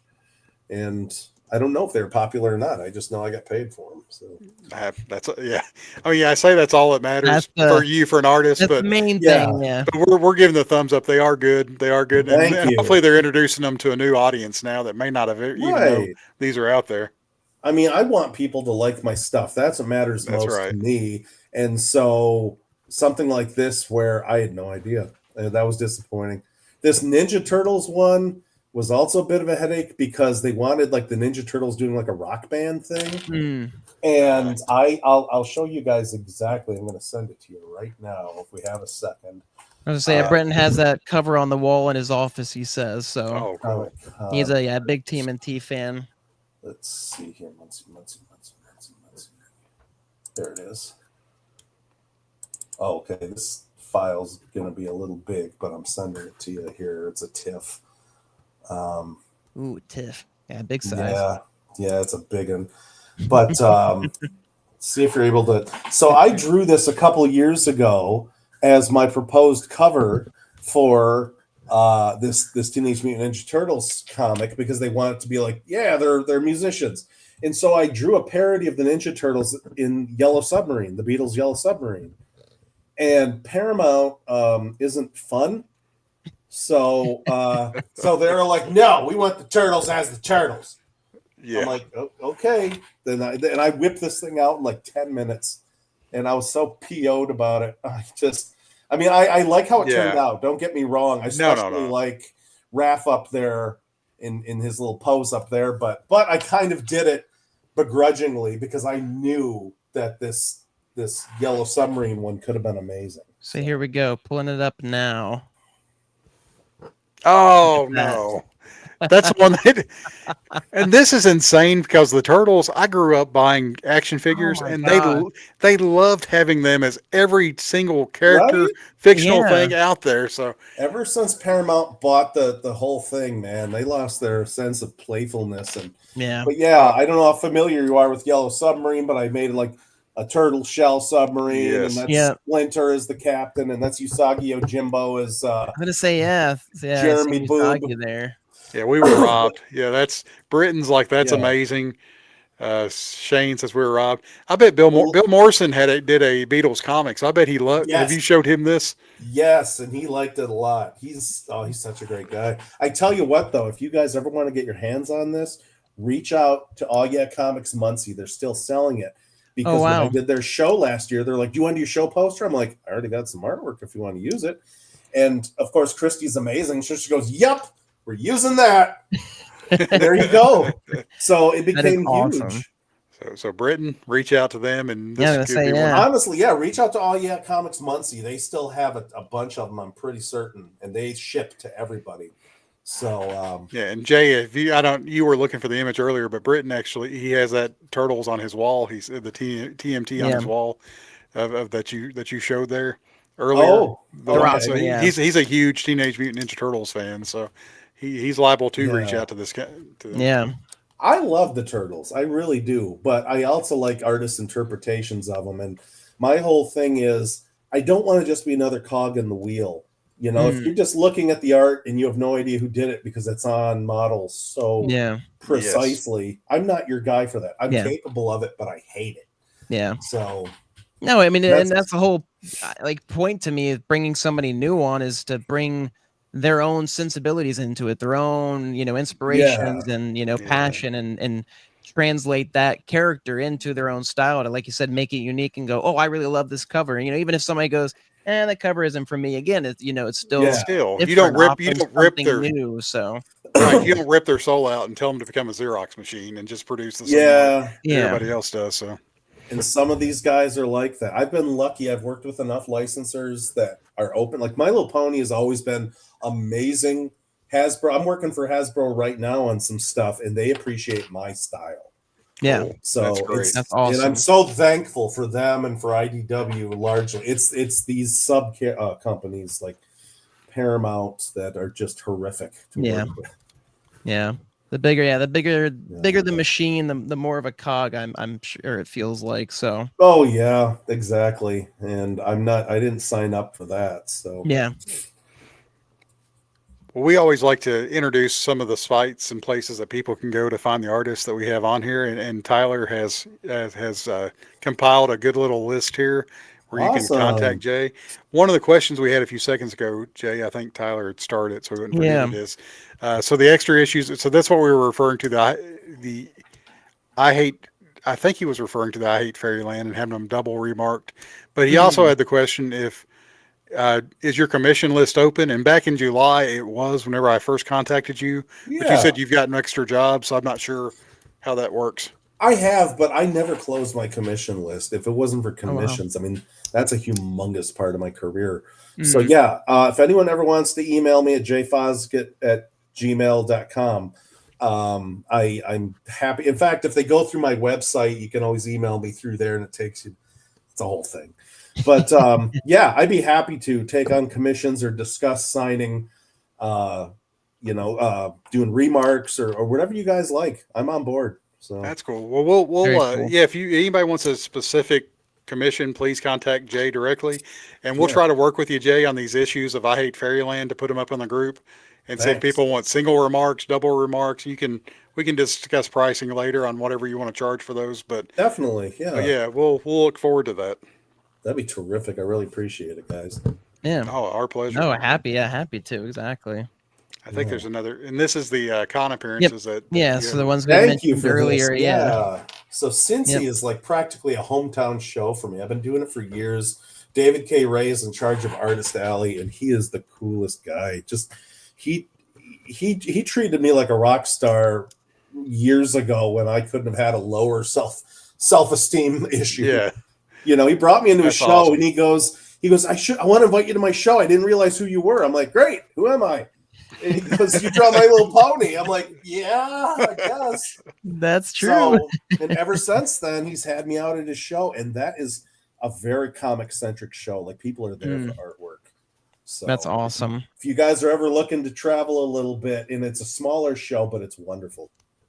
And boy, Cincy is a foodie town. So I mean, that's the thing is it's just so many shows that I would love to be able to travel more and go to like just try them out, and obviously if you live near, because I was gonna say, funny enough, we live near Grand Rapids. We were in Minnesota for four years ourselves. We never went to at Comic-Con though, surprisingly, but no, it's cool to hear about all the different shows and the ones that artists prefer and like and really enjoy going to. So I more often than not, I'm doing the smaller shows. They're not big financial ones, but it's less intimidating because I still can get very stressed out sometimes doing these big shows, but when you finally calm down and allow yourself to experience it, enjoy the people that are coming and whatever, then it's wonderful. You know? But sometimes talking yourself off the ledge gets a little tricky. Yeah. Well, as Jordan says, get you some Cincy chili. So Skyline chili. They love their Skyline chili with the onions and spaghetti noodles. And yeah, we're about 3 hours from Cincinnati here in South Central Kentucky. So we've been up there for small vacations and for even longer vacations to see the zoo and all the different. Is that the chain you're referring to, the Skyline chain, or Skyline? We have one of those in here in Florida, funny enough, and my wife has always wanted to go to it because we pass it going to Disney. And it's like, we need to stop at this chili place. I'm like, yeah, maybe we'll stop one day eventually. So you guys probably both are near Buc-ee's. Yeah. I've got a Buc-ee about 15 minutes away from me in Smiths I am Grove, part Kentucky. of the Buc-ee's cult now. Are you? Yes, because my friends drive to the different cons, and so they've been to Buc-ee's. Oh gosh, they've got me some of the Buc-ee's snacks, the beaver. Yeah, the beaver nuggets. Yeah, beaver nuggets and things like that. I'm like, well, yep. I love them. It's wild. It's walking into one for the first time was almost like the equivalent of like a convention or a theme park. It's just wild. It's just crazy that they exist. So, but it's independently owned is what I love. Yeah. You know, that means a lot to me. It's like this family owns it and it's this awesome thing. Yep. And there's not, all these people that are going to dictate aspects of it. Yeah. So. And I've only heard good things about the owners and the money they'll pour back into their workers and all that stuff, and which is awesome to hear about, especially if you're getting bigger and it's always that thing of like, okay, are we getting too big now to, surpass the hometown or the family feeling. So yeah, looking at some of the financials that those guys have too, from what I've heard, new start companies, even when they launch a new store, they're they're turning a profit within a year, which is unheard of for some of these new, just because the amount of people that are so excited to go in there. Yeah, they know what they're doing. Yeah, I love that. I really do. So. Oh man, we've had the people turning here on Skyline Chili. This is Listen, let me just set the record straight. Cincy is a foodie town. I do not endorse Skyline Chili. Okay. I would rather eat my foot than eat Skyline Chili. Oh gosh, you heard it here, folks. Well, we went to the zoo and they had Skyline Chili at the Cincinnati Zoo at one of their the food areas, and I ate it for lunch, and we spent the rest of the afternoon in like 102-degree temperature. Skyline Chili does not sit well on the stomach. Walking around the zoo, the hills of the zoo of Cincinnati. No, you blow that out faster. You use it to propel yourself on the roller coaster. So. That's exactly. Oh my goodness, no! But I had the best chicken and waffles ever at this place called Taste of Belgium in Cincy, so I love that I can get behind. Yeah, you had me at chicken and waffles. Yeah, so good. Oh my goodness. But anyway, so what's next? You said you were going to auction off a copy, or how is that going to? Oh wait, first we got to induct you into. I know you won the award. Yeah, welcome. You won a Reuben, but now you're part of the Certified Good Buddy Club, which we induct all of the artists we have on the show. So I'm honored. Thank you, guys. Well, hopefully we'll have stickers or something we can like send people once they actually get to be a part of it. But yeah, just something we started with Derek Loffman, and we're just continuing to induct people in. So what a great community to be a part of. I feel very lucky. Well, we're lucky to have you a part of it. Yeah. So, and real quick before we get into the Bodie Trail, we're promoting a couple of things that are going on. Just kind of doing. So Jamie is a madman. He's doing 2 different Inktober lists: the IC3tober, which focuses on independent comic characters, and Pulptober, which is exactly what it sounds like, focuses on pulp comic characters. And you can see what's still available. This was, man, I didn't update that date. My bad, Tyler. So as of today, this is what's still available. The ones that don't say claim, he is selling them for $150 per drawing, and he has hinted that there may be a sketchbook with all the drawings in there. Yeah. But after Christmas, after New Year's, it jumps up to $200, which is his normal rate for colored inked product. And once you pay shipping on one of the products, you get free shipping on the rest of them that you order. But make sure message Jamie if you're interested in any of these. Becker, thanks, Becker. Becker is he's on the list of good buddies. I love that list. That's an amazing list. Oh, some of these, and me and Tyler have claimed some of these as well. So we're I don't know if you guys saw. I did a Goon piece recently where I mixed the Goon with Mr. Magoo, and I call it the Magoon. Oh, I didn't. I'll have to look that up. I haven't seen that. Yeah. That's if you get to look it up, I'm very proud of it. I do that traditionally, and my friend Rob bought it up right away. They do an auction up at Cherry Capital Comic Con in Northern Michigan, which is one of my 2 favorite shows. And they do an art auction, and the money proceeds go to charity. And that was one of the pieces, and he bought it right away. I might have to look that up. That's great. I was Mashups are great. I'm such a fan of parody and mashups. And I know some people are like, whatever. But I think if they're done well. Yeah. Because sometimes even I'm like, okay, no more Calvin and Hobbes flying the Millennium Falcon. We get it. Yeah. Yeah. Even I'm getting a little tired of some of them, but when they're fresh and different, and then like you said, it's you can tell kind of like, okay, this is fun, right? Like this is like I'm not the only one who thinks this is a great combo. So Right. No. Yeah. No, put a unique spin on it, and then it's different, and do it well. And this other one, Scott Chantler here. He's my buddy. Very talented guy. See his name down there in the Pulptober. Boy, Flat Top, John Carter of Mars. Come on now. He's got all these. He's got all these done through the 16th or through the 17th. I'm sorry. So if you check out Jamie's Instagram, you'll see images. The one Hellboy from today was claimed already, but he had posted it right before our show began. But some of these, I didn't even see that one. Yeah, I didn't realize it was claimed already until I just pulled up this list now. But yeah, all these have been a blast to see, and Jamie's having so much. He's going to come back on the show, I think, on November 12th to go over all these images of the that he's doing. So looking forward. And I just saw the Robbie. He also posted the Robbie the Robot. So who got the Robbie the Robot? Yeah, that's right. Yeah, Tyler picked up his Robbie the Robot. Favorite movies that the attachment I had with that movie through my dad is. So I was like, I got to get Robbie the Robot. So also the last of I Hate Fairyland available art 42 still available at Derek Loftman's shop. Make sure to join his Patreon if you want a discount on the art. There's still several great Helicorn and Gert pages. Please don't make me buy any more because I've got it's good in Christmas. I've got 4 kids. It's Christmas time. Come on. Maybe they want some pages. You don't know. Exactly.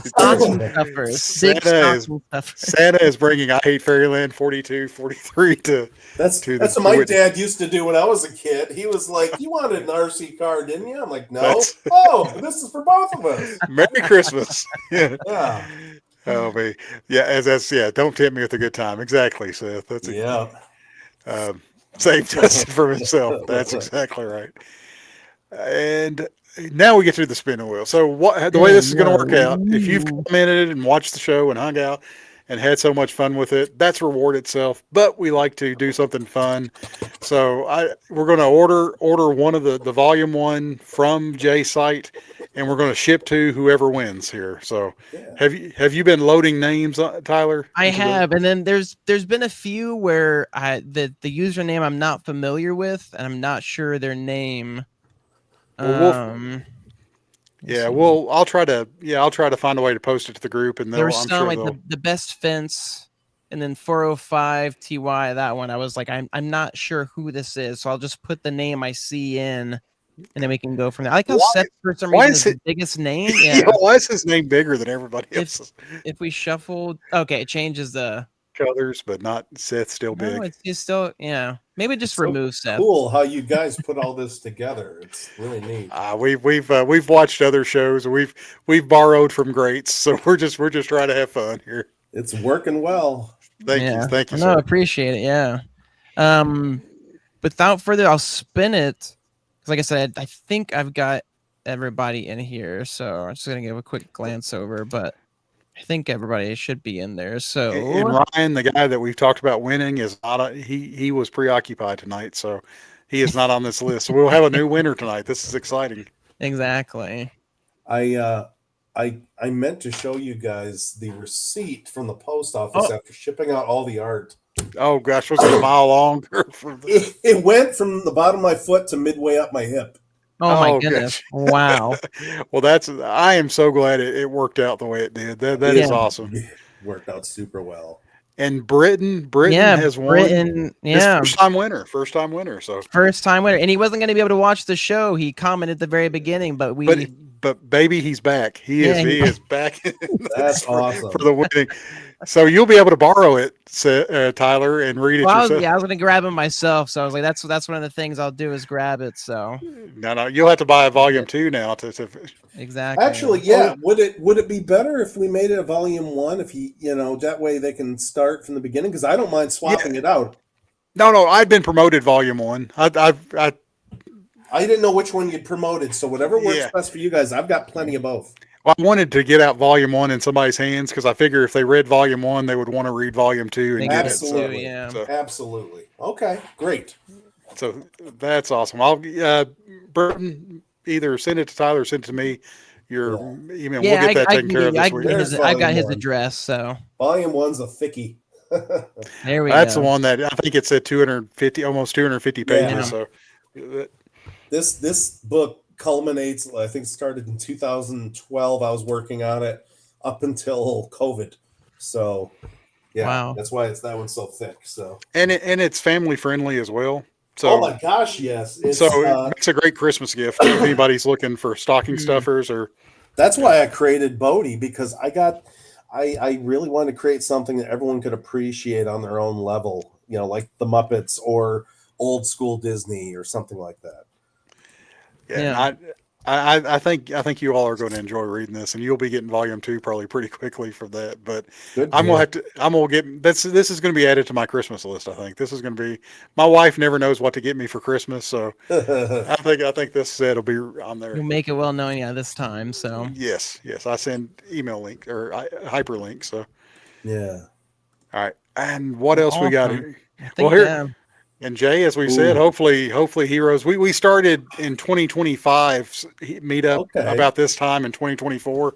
So we always put it at the end of the show just to let people know that we're, kicking ideas behind the scenes. So like we said, so fun to see you guys. Yeah. If I can get into the show, I'll be there.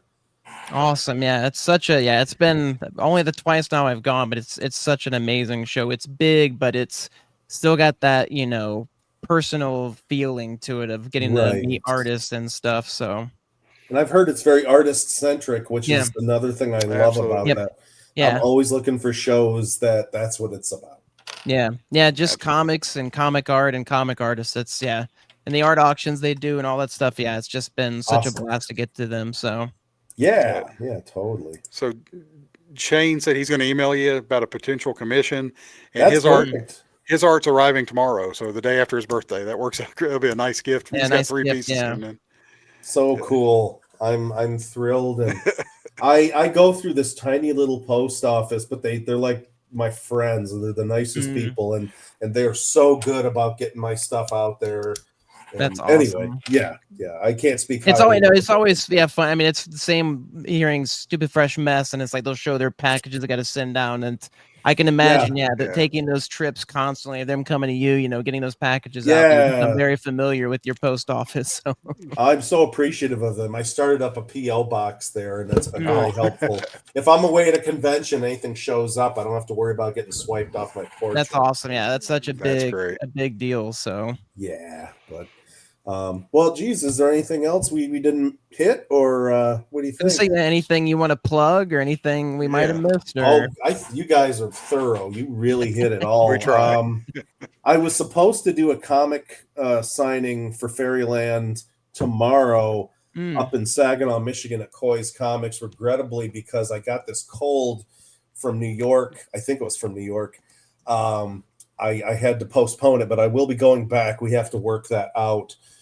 When I'll be doing that, but I'll be doing signing it and doing remarks and all that stuff. But like you guys showed, I'll also be coming back. Oh, what's this? If we want signed remarked. Hey, Jay, if he's ordering a commission from you, he may want to just go ahead and order the remark, ship everything together.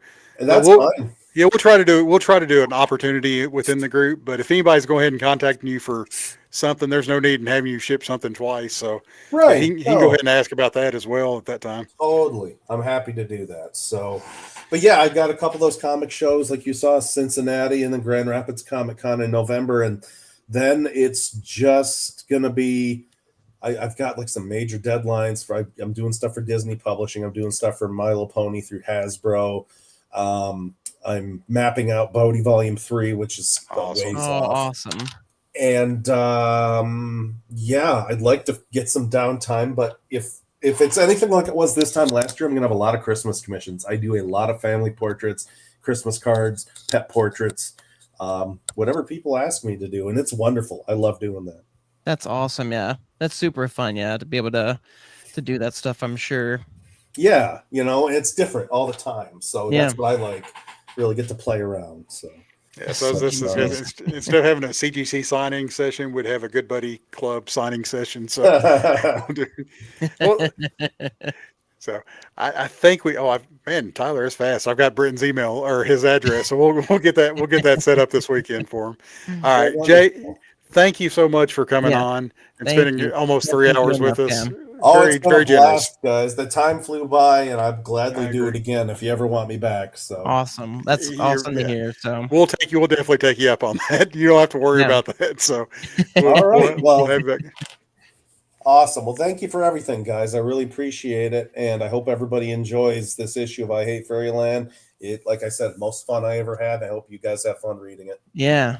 No, it was a blast. That's a good point. Yeah. If you haven't already, go pick up issue number 45 of I Hate Fairyland that just dropped Wednesday. You can get both the A and the B covers, as well as Skottie's from his side in the store as well. So yeah. So Jay, if you want good stuff. Before we close off, Jay, if you want to hang on for a few final thoughts after we end the show, and then we'll go ahead and wrap it up. Thank you all for tuning in. Tyler always ends it in a special way, and I just kind of hide my face. So Tyler, do your thing. I just sign off. But yeah, I just say, thank everybody again for coming on. Always appreciate everybody who sticks around, especially for how long we can get the chatting. So we always appreciate all the comments still flowing in. So until next week, we'll catch you guys later. Until then, stay fresh, live messy, and we'll see you all next time. Peace.